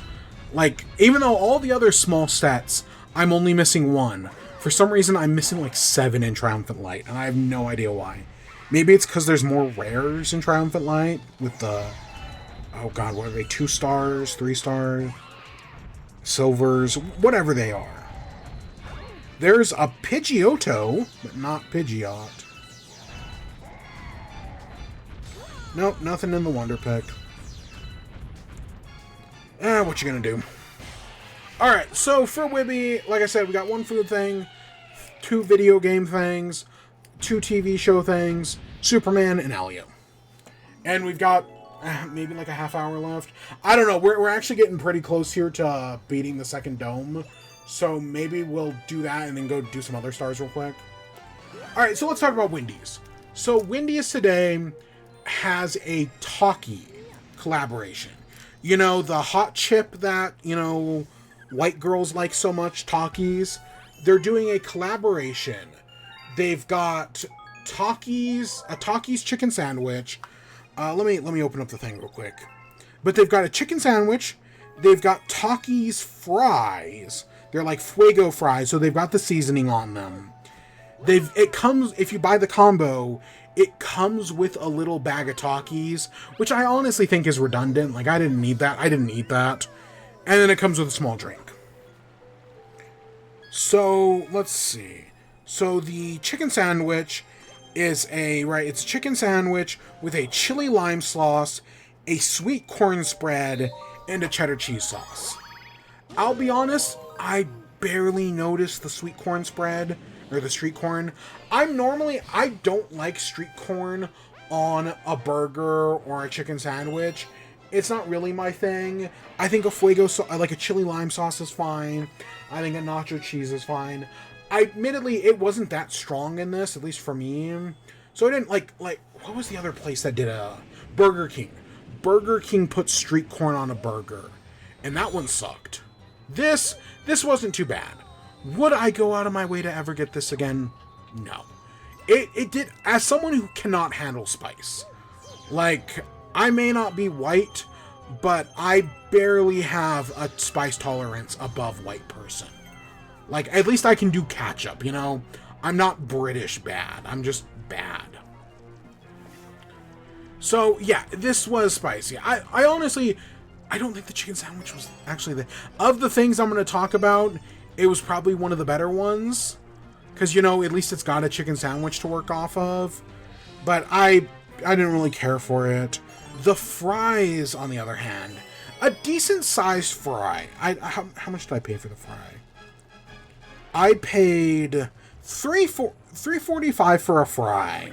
And yeah, I'd say it's probably closer to like a medium than a large. It's probably somewhere in between that. But that's not too bad in my opinion.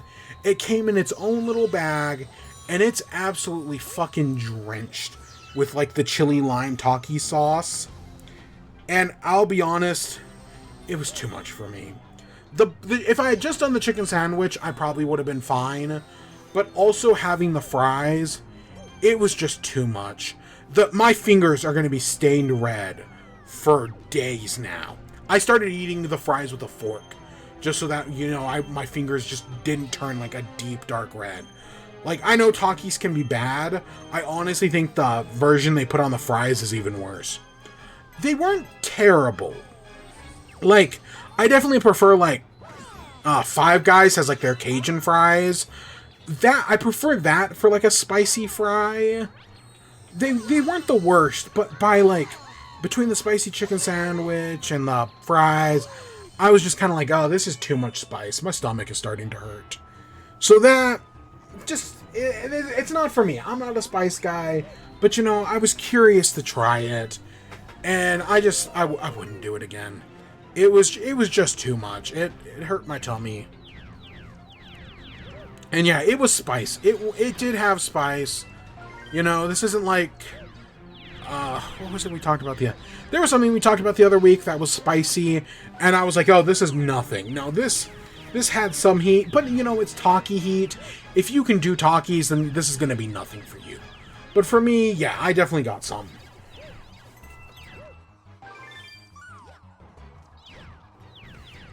So I had that. I had because because I knew it was going to be spicy. You know, the best way to cool off spice is with something basic. Something that has a strong base. So I got a Frosty. I know last time we talked about the new Wendy's Frosties, I had tried the Oreo Brownie one, the twisted one, and I liked the Oreo Brownie twisted Frosty. It was pretty decent. So I was like, okay, this time I'm going to try the caramel one, the caramel toffee. And yeah, not bad. The caramel pieces or the toffee pieces are a little bit crunchy, but it's like a nice crunch in between the sweet ice cream. I got the vanilla, and I think the caramel blends in well with the vanilla. Not bad, Wendy's. I know we've talked about in the past, I like the Wendy's Twisted Frosties. I think it's a good idea that, mixes things up without doing too much. I think it's a happy medium. I like it. So I had that. And then the other thing I had was for drink. They have these new Powerade Extra Sours. So it's a Powerade that's sour. And so I was like, okay, guess I'll try that out. See, here we are at the end of the world. So maybe we'll do a few extra stars and whatnot.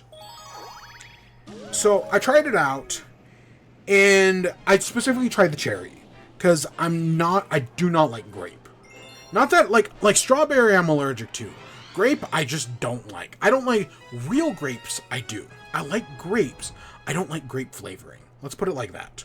It's kind of the opposite with, right? It's the same thing with strawberry. I like strawberries, the fruit. But I don't like strawberry flavoring. It's a whole thing. I specifically like strawberry shortcake. I guess I should say that. Like the food, not the character. I haven't had that in so many years. That sounds so good, actually. That's one of those, like, super fun... Strawberry short... it's literally just shortcake, strawberries, and whipped cream. That's it. Super fucking basic. Kind of like a s'more, where it's just super fucking basic, but in that basic, it is so effective. Because that's how I think about a s'more. A s'more is so effective with what little it does. Okay, but so I tried the cherry one, and I'll be honest, I didn't really care for it. The whole thing kind of tasted watered down. It might have been watered down, but I don't think it was too bad. I think it just kind of tasted that way. It did have hints of cherry, it did have hints of sour, but I think like their cherry, they have like a cherry, what is it called? Like a Dave's cherry soda. Dave's cherry cream soda. If you want like a cherry flavor, that's so much better. The sour wasn't that strong. Admittedly, I'd rather have a sour drink than a spicy drink. I feel like, with everything else, I would not have all been surprised if they did a spicy cherry Powerade. Because that's what every place else is doing right now. Spicy lemonades and whatnot. But no, this was perfectly fine. It tasted exactly how I expected it to, but it was a little watered down, and I don't know, I think I'm also just not a Powerade guy. I don't know. So Wendy's, how do I feel? I'd say overall, food-wise, it was fine. If you're looking for spicy food, or if you like Takis, I guess let's put it like, not spicy, but if you like Takis, you will have a good time. But as someone who doesn't like Takis, this ain't for me. This didn't do it for me. Do I regret it?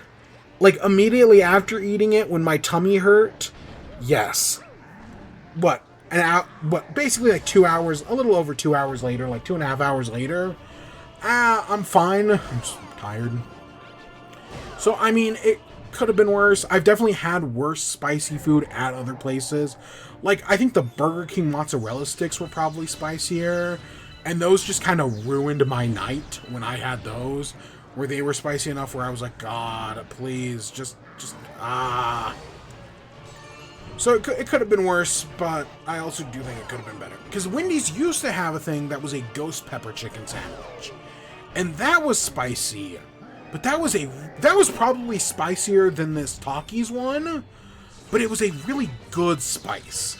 Like, I guess the flavor was more complex or something. I don't know. I liked that one, even though I only ever got it like 2 or 3 times.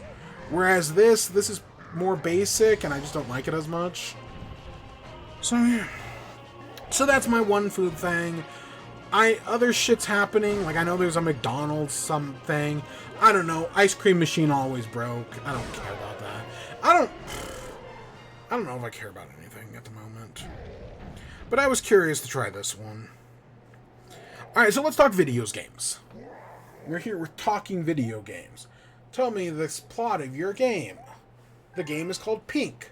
You climb a mountain with your friends. So yes, the game we're talking about is Peak. We talked about this game like 2 or 3 weeks ago. This is the developer Aggro Crab, who worked on Another Crab's Treasure and Going Under. Teamed up with Landfall Games, the developers of Cluster Truck, Totally Accurate Battle Simulator. Haste is, I think, their one that came out recently. The 2 studios teamed up to make a new game called Peak. And it's friend slop. I feel like I don't know how offensive a term friend slop is. Like, I'll be honest, when I use it, I don't think of it as an offensive term, because I usually like friend slop games. I can have fun with them. But I think of it more as like a genre. I'm gonna be like, you know how like people, it's like, oh, you've got Metroidvanias, you've got roguelites, you've got, first-person shooters. I think of friend slop as like its own genre. Because yeah, sure, they're multiplayer horror games or whatnot, but there's just a specific feel to friend slop that you really can't describe, that like describes it perfectly. That's how I think of it. I think of friend slop as a genre. And you want the definition? Any game that Smitty plays. Has Smitty played it? Then yep, it's friend slop. I really like some of those videos, by the way. He's made some really funny shit. But it's friend slop at the end of the day. So, right, Lethal Company is the good example. Repo. There's tons of other shit. This game, which Smitty has not played yet, but I guarantee you he will. It's you and your friends trying to climb a mountain. You've got these very basic climbing controls. You can, imagine Breath of the Wild, but even more basic. You've got a stamina bar. You climb up. You can do your little leaps, your little jumps. Along the way, you're collecting items, You can get a thing that you can stick into the mountain to make a hand rest. I cannot for the life of me remember what it's called. I want to say a chevron, but that's not right. You can get ropes to, lower down to your friends. I got anti-rope, which I could raise up, so that way you could create, a platform up, or, a way up. I got a chain launcher, a grappling hook launcher, tons of shit like that. And you're just climbing a mountain. That's it. There are different levels of the mountain. It is procedurally generated, and the mountain changes every 24 hours. So basically, if you log on right now, the mountain that you see today will be different than the mountain you see tomorrow. And so the one mechanic that makes, of course, it's obviously, you're playing with your friend, goofy shit's gonna happen, the rules say, always help out your friends, you're working in the mountain, you're working to get up the mountain together, but, chaos is gonna happen, hilarity will ensue. You've got a stamina, you don't have a separate stamina and health bar. Instead, you just have one bar, and as you do stuff on the mountain, it lowers your stamina. This is the one mechanic that I do find very interesting. So you start off with a full bar, and then after a few seconds, after walking around, climbing around, you'll get hungry. And the hungrier you get, the smaller your stamina bar is. And then let's say you fall off the mountain and you get injured, that lowers the size of your stamina bar. Do you get poisoned? That temporarily decreases your stamina bar. Are you carrying too many things? That decreases your stamina bar.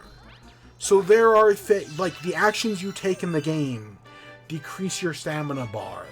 I can't think, I've seen another game basically do something similar, but I don't remember what it was. where it's like if you were poisoned, it like decreased your like. I guess it's kind of like, you know how in Fallout, when you take radiation damage, you get that red bar, which means like, hey, that you can no longer get to your max health. You can only get to where the red bar is. Imagine that, but on top of the red health bar for radiation, there was also your over encumbered got added to that. If you're over encumbered, instead of you getting a movement penalty, it just means you have less health. If you are, you're poison, chem addicted. That's the way to explain it. I do like the system. Admittedly, sometimes it can be annoying, especially when you fall off a cliff and you don't have any way to heal, and then you get hungry. Like, you freeze. You can freeze to death very easily. And, like, normally it's like, okay, I'm freezing. I can hide behind, like, a rock. And then I was hiding behind a rock and it just wasn't working. Because that was the first time I died, was I froze to death. But overall, I'm enjoying. It's friend slop. I'll probably forget about this game in like a week or two. But for this current week, yeah, it's not bad. It's a cute little game. The animations are kind of fun, you creating your own little Boy Scout to explore the mountain.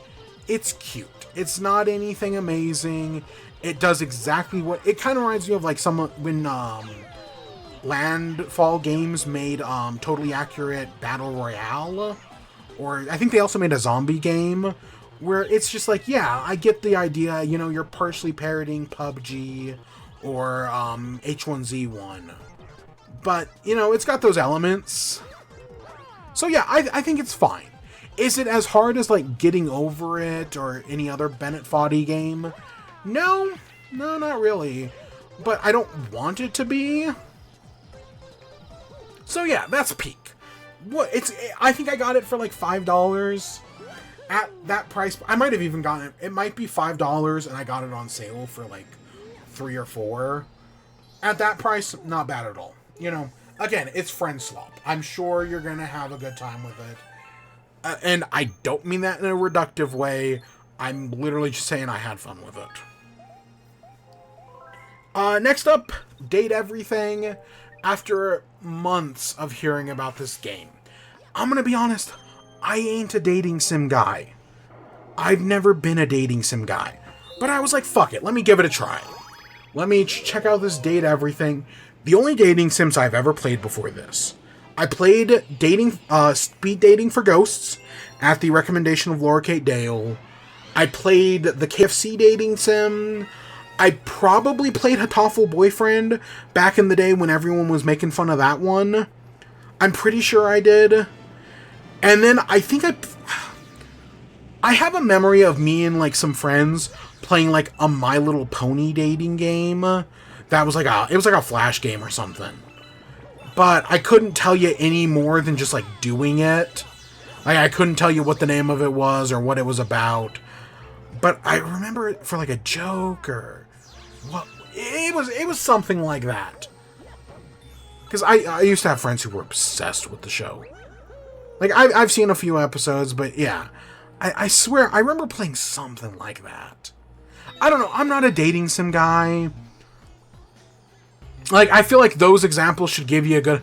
Of those games, the only one I actually maybe enjoyed a little bit was Speed Dating for Ghosts. And even then, it wasn't, like, huge for me.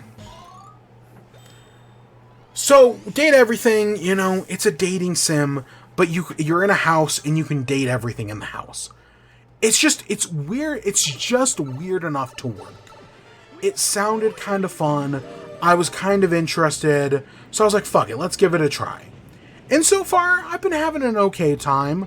I did the tutorial. You meet what are their names? Skyla is your specs.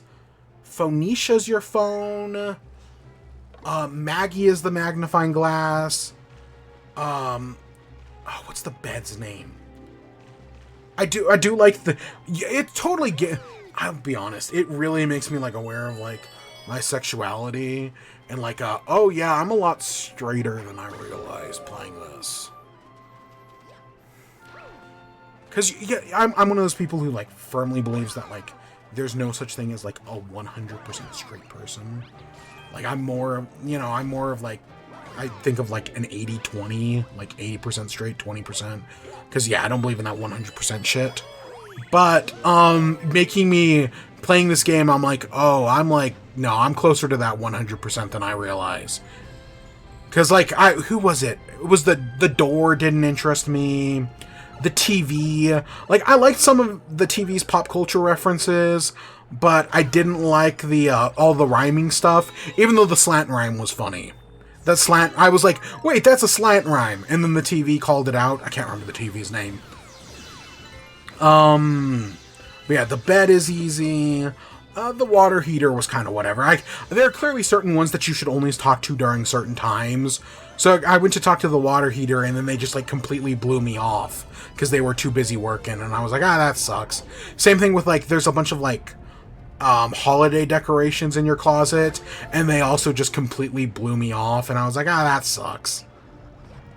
The one I did, there's, you get to the power breaker, and there's Volt is the guy, and his, like, the other, like, guy there is, like, Eddie, and I was like, they were fun. I liked seeing the nightclub where the shower head came out and did his Elvis impersonation, and it sucked, and, seeing the vacuum and whatnot. Stuff like that, like, seeing them connect together, because they make reference to each other, but actually, like, having a scene seeing them together was good. But yeah, overall, I haven't put too much time into it. I at most put, like, 2 hours, but I've enjoyed it so far. I don't know, I'm not a dating sim guy, but I definitely think it could be, like, I'm enjoying it a little bit, but it definitely could be worse.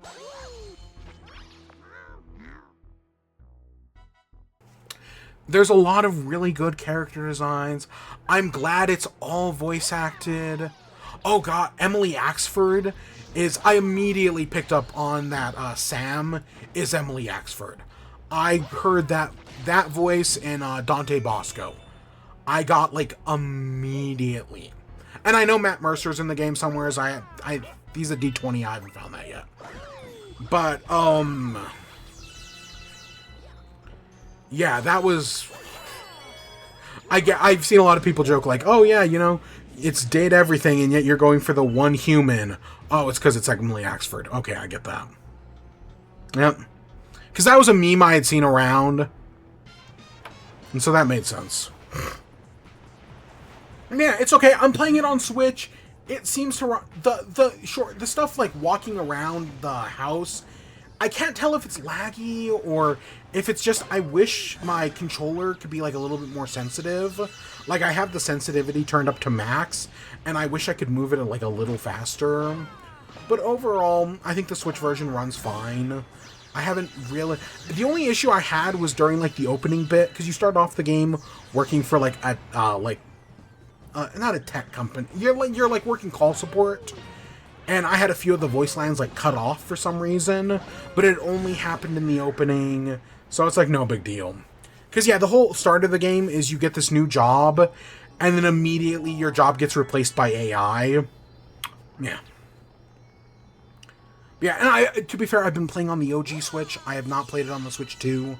Because, like, I mean, I'm literally playing on the original Switch right now. Because I still have them both hooked up, at least for the moment. Speaking of Switch 2, I played some more Mario Kart. I finally unlocked Mirror Mode. Mirror Mode is, still as fucky as ever. Where, you learn the courses. Then the second you're in Mirror Mode, you're like, oh, wait, I completely forgot about this. So that's still trippy, but, Mario Kart's good. Tears of the Kingdom is still good. I'm just literally working my way through. I did Tullin's quest in Tears of the Kingdom. I did the Great Skyship. Still really do enjoy that one. I know Colgera isn't, like, hard at all, but I still do really enjoy that boss fight. It is so satisfying. So yeah, admittedly, I haven't been doing much Switch 2. I've just been so busy with work and whatnot. I find my little times to play Mario Kart, and that's about it. But I do want to play Cyberpunk. I do have Cyberpunk, and I just haven't touched it yet. I've been busy. I'll get to it.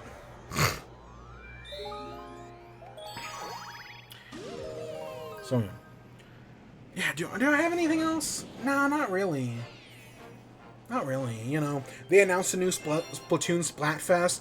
It's Groudon versus Kyogre versus Rayquaza. That's cool. I'm probably going Team Rayquaza, by the way. Probably. I don't know. I might go Team Groudon, but I'm thinking Kyogre. We'll see. We'll see. Or I'm thinking Rayquaza. Alright, let's talk Game Changer. New Game Changer episode is, and we're gonna skip over phoning it in. We can talk more about that next week. Because I want to get to Elio, I want to get to Superman. Game Changer was called One and Done. So the whole idea is that instead of, you know, we've done, like, the musical episode before.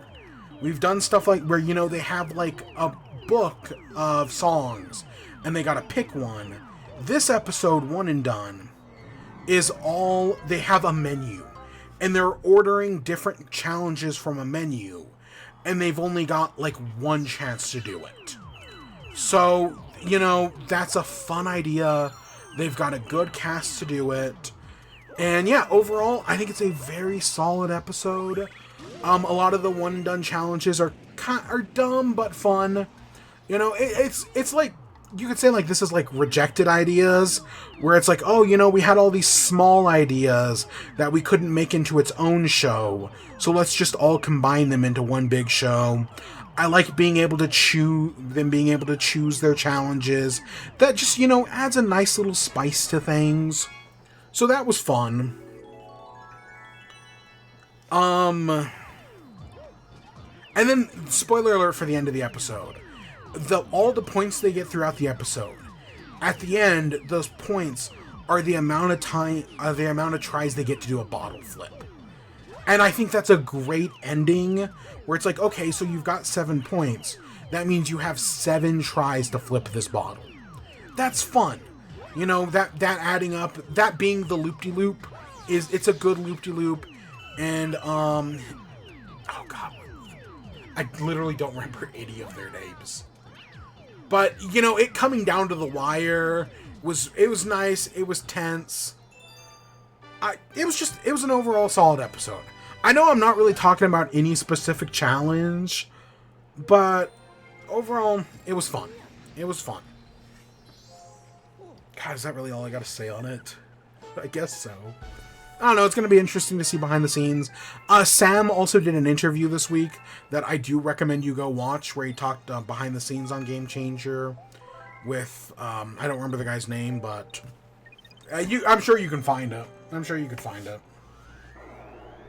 Let's talk Superman 2.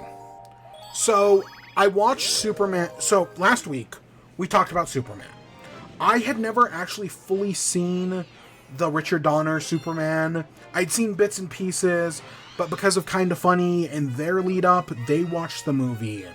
And that made me want to watch the movie. So I watched Superman. I enjoyed it.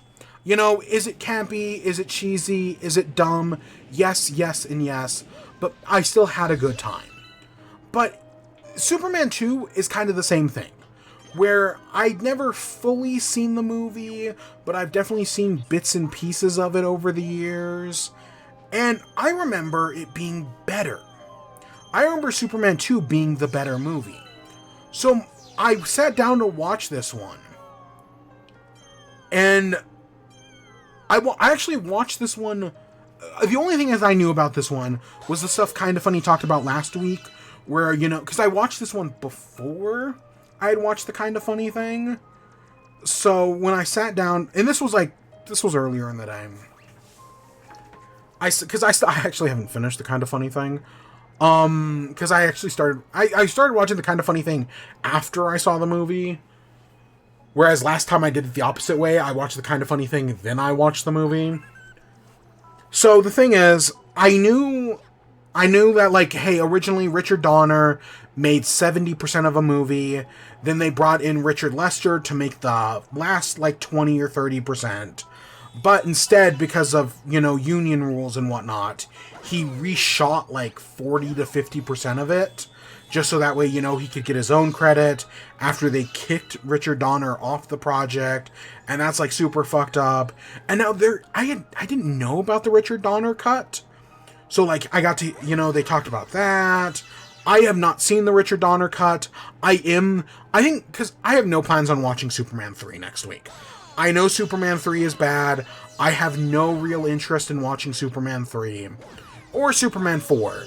So I'm thinking if we do continue to talk about Superman next week, I'll probably watch the Donner cut and we'll talk about that. Because I am interested to see some of the differences, see Donner's, 70% vision and, what else they did. It all sounds really interesting, some of the things they talked about last week. So yeah, that might be a thing next week. But overall, yeah, I didn't enjoy Superman 2 as much. Not that it was a bad... It's still... All the problems of the first one are still here. It's campy. It's cheesy. The ending is still really fucking stupid. I mean, admittedly, I think the mind erasing kiss isn't as bad as traveling back in time.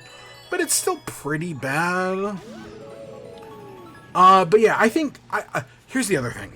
I watched this movie right when I got home from work today. I worked a full day, I got home, and I was fucking tired. So I sat down, started watching it. And then around the time after Zod broke out, Zod, Ursa, and Nan, they break out of the Phantom Zone, thanks to the nuke. And then they go to the moon. And while they were on the moon, I fell asleep. Because I was fucking tired. It's been a long day. So that's when I fell asleep. And then when I woke up when Lois threw herself into Niagara Falls. Because, the classic Lois Lane thing is she throws herself off of a building to prove that Superman is Superman. And I guess she does that in the Donner cut. But no, in the Lester cut... she throws herself into Niagara Falls. And Clark doesn't really... I mean, he cuts off a branch for her, but he doesn't really save her. And it's kind of weird and dumb. But, yeah, that's what happened there. And so... I missed that entire part. And that was just... I was tired. And I don't think I'm going to go back and watch it. So I guess I didn't technically watch the whole thing. But it was okay. It was an okay movie. I definitely liked the first one more. Some of the cheesiness, some of the campiness, I liked more in the first movie. There are some things I do really like in this one. I think the three villains are really good and really interesting. I like Zod. Zod has a really good presence, and he's got some great moments. When he goes to the White House, and he tells the president to kneel... The guy gets up, kneels, and Zod's like, "You're not the real president. No leader would kneel that quickly." And then the real president comes out and is like, "Oh, I'll kneel to you as long as you promise to, spare the American people." And he's like, "Yeah, or spare the people of the world." And he's like, "I will, starting with you." So the president kneels, and he's just like, "Oh, God." And Zod just replies, "Zod." And that's great. That is a great moment. The fight scene between Superman and Zod was good. It's nothing amazing. It's kind of dumb. But I like that Zod figures out that Superman's weakness is people. And he, starts trying to exploit that. Lex Luthor was good in this one. I like how Lex Luthor tries to play Zod. Once that fails, he tries to play Superman. I think the solution of Superman... because a big part of this is Superman loses his powers.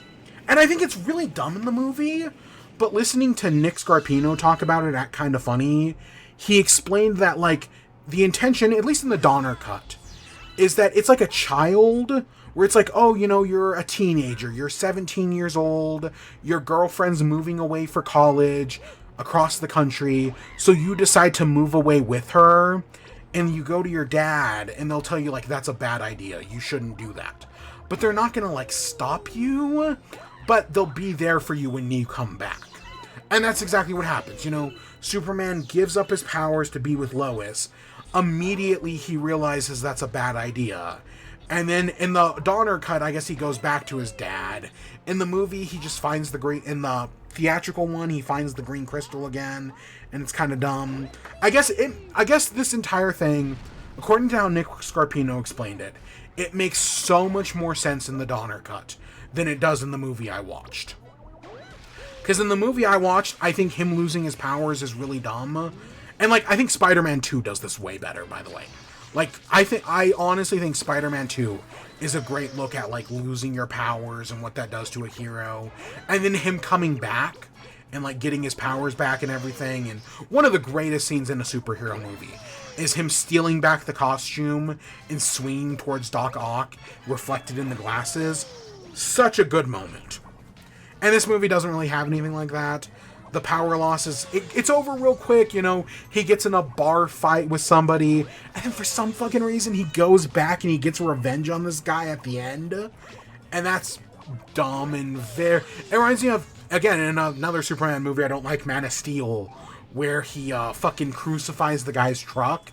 It's just so petty, and like anybody who's paying attention would know that's Superman. But no, I do like at the end where he reverses the chamber, because he can't beat Zod. Zod, Ursa, and Man are too strong, you know, it's basically 3 Supermen. And he can't beat that. So instead of beating them, he has to outsmart them, and, you know, him expecting Lex Luthor to betray him. Because they team up for like 10 seconds.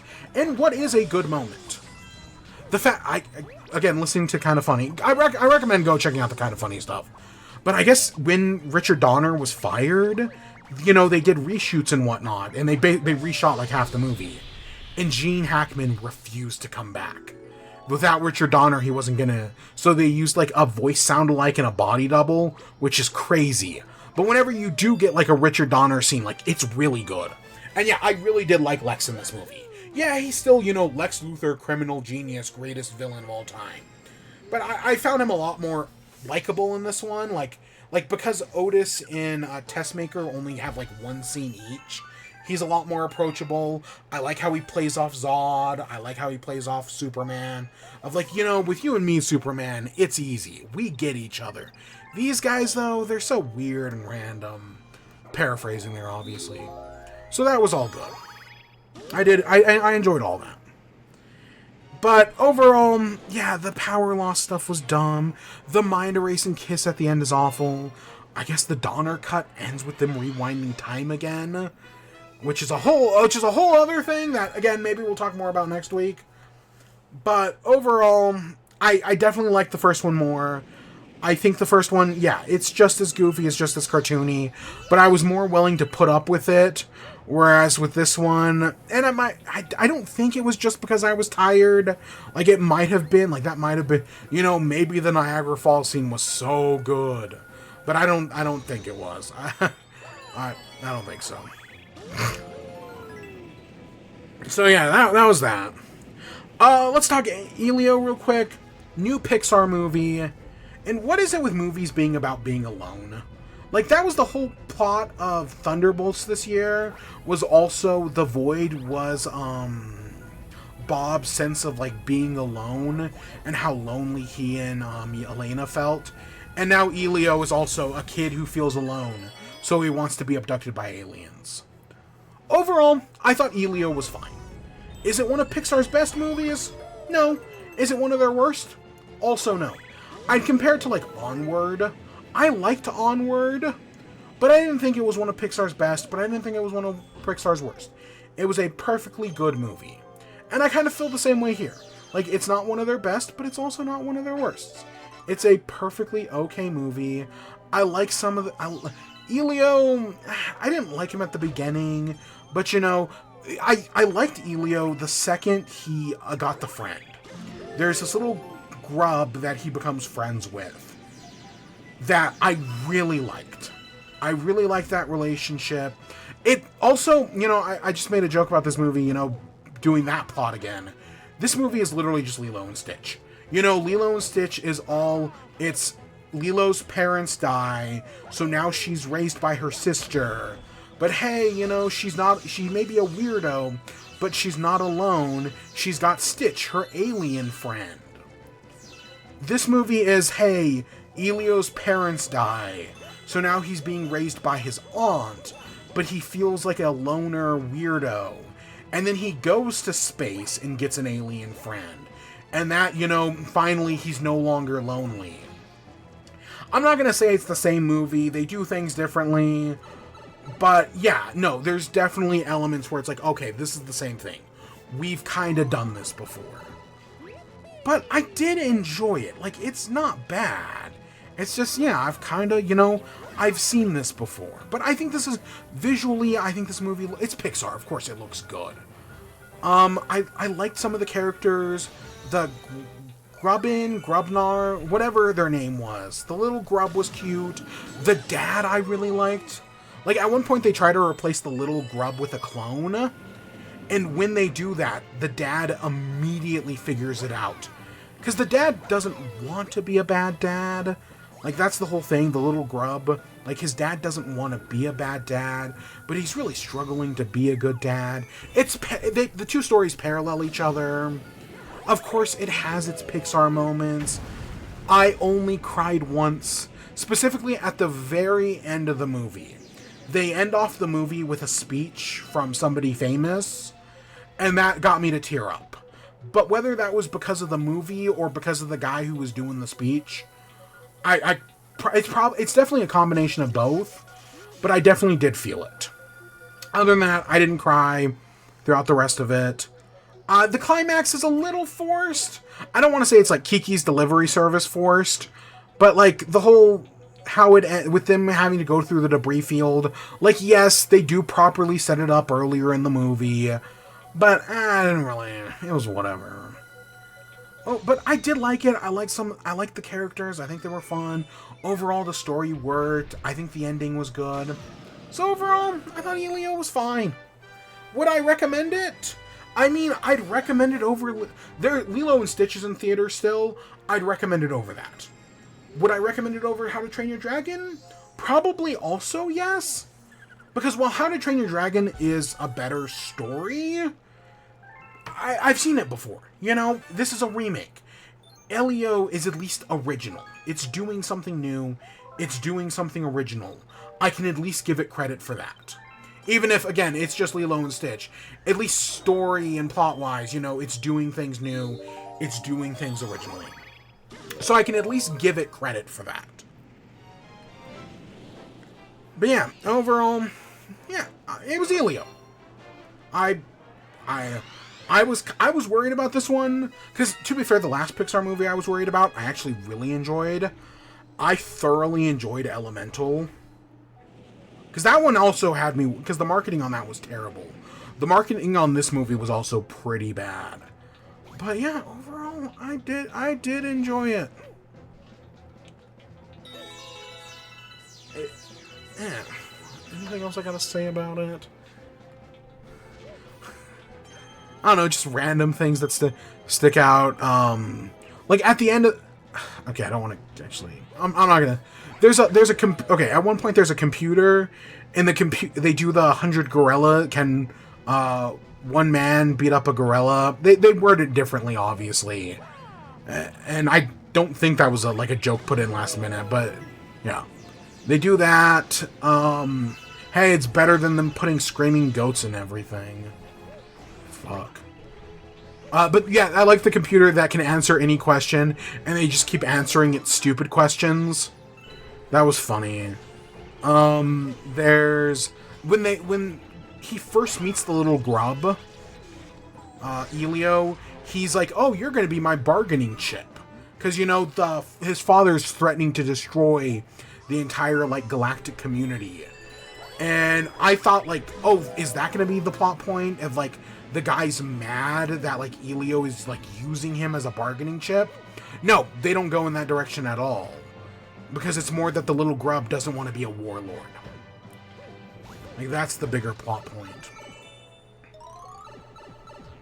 Yeah, I enjoyed Elio.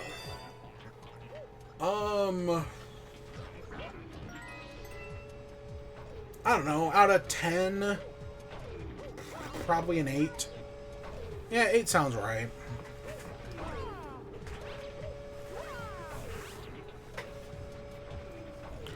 So, I guess that's it. Because we're going to do this level, and I plan on finishing off. So I guess that takes us to the outro. So, what's coming up in the future? Of course, you know, we're continuing on with this show. Like I said, I didn't do the Mario Kart thing this week. We'll probably do it next week. Hopefully, maybe, potentially. That's my goal at the moment. So, we'll do that next week. And then the other thing we gotta do is, Minecraft. So, for years now, every time there's a new Minecraft update that adds an achievement, we play Minecraft to get the new achievement, because I've got my achievement world where I have every achievement on the consoles. I want to be clear, this is on Bedrock Edition. So I want to, you know, go in and try to get the new achievement. It deals with the Happy Ghast. So I honestly think kind of like the creeper in the last, not the creeper, not the skulking, whatever I can't remember the new enemy's name. Not the Wither, not the Creaking, not the Skull. The Creaking? Is the Creaking right? It might be called the Creaking. Where we got that in like an hour. I honestly think this new achievement we could probably get in an hour. I think the hardest part is going to be finding a gas link. To be fair, you can just craft them, so it shouldn't be that bad. But I think that's obviously going to be the hardest part. But we'll do that. It'll probably take like an hour. So I'm thinking either tomorrow or the day after. I don't know, sometime in the next day or two. We'll sit down, we'll do a quick Minecraft stream, we'll boot back into the world we've been using for the last few. We'll go get ourselves a Happy Ghast and we'll call it a day. You know, the world I've been using for the trial chambers and whatnot. Because I don't know if it's worth starting up a whole new world just for this one. But that's the plan in the next week. And yeah, other than that, we'll be back with this show. You know, maybe we'll talk about the Richard Donner cut next week. Maybe I'll actually talk about phoning it in. We just ran out of time. Something had to be cut.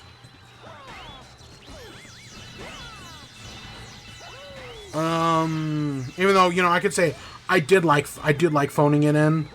I do think this is, I don't want to say this is the weakest season, but I'll be honest, it's kind of one of those things where it's like with Dropout and Game Changer, every other Monday, I'm like, yeah, here we come. Whereas Phoning It In's like, oh yeah, a new episode of Phoning It In came out today. Okay, cool, I'll watch that. I think that explains it pretty well, even though I think the concept of the show is amazing. If you've never seen the Try Guys Phoning It In, highly recommend. I think you can find the first 2 seasons on YouTube. It's totally worth it. It's totally worth it. Alright, anything else we gotta do? Alright, fine. We got one more comment. I think that's the final thing we gotta do. Yeah, fuck it. Let's just do it. Daredevil. This is just beat a boss in one try. This shouldn't be too bad. And then we'll end off. But yeah, no, Phoning It In's not bad. The finale, I think, was great. Like, I know, spoiler alert, nothing goes terribly wrong. Like, there's no quasi moment where, like, everything, oh my god, everything's on fire. But it's actually kind of nice when, you know, plans come together, even if they aren't perfect. Reika's in the final episode. So, right, if you are, I know normally we talk about Dropout stuff here, but hey, if you're interested in that, Reika is in the final episode. She competes against Keith. And that was cool. That's cool. So, yeah. Yeah, we got Minecraft.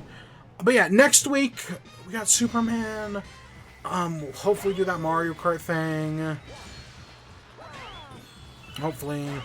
At some point, the other thing I want to do is Alpha Rad recently put out a video that was like rating putting every Switch game, every Switch exclusive, I guess is the better phrasing, or like every big first-party Switch Nintendo game in a tier list.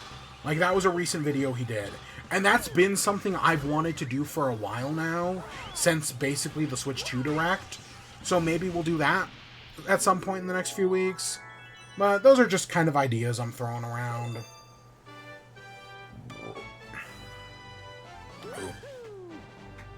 But yeah, I'm going to bed. I'm tired.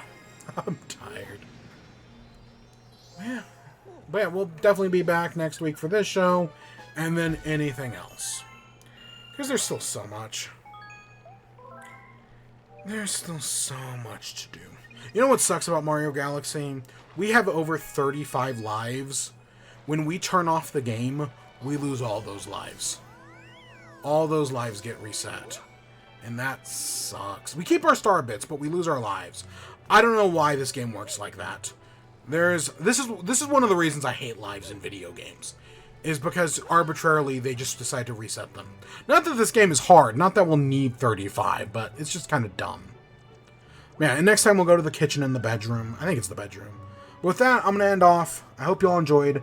Stay tuned for more. Till next time, peace.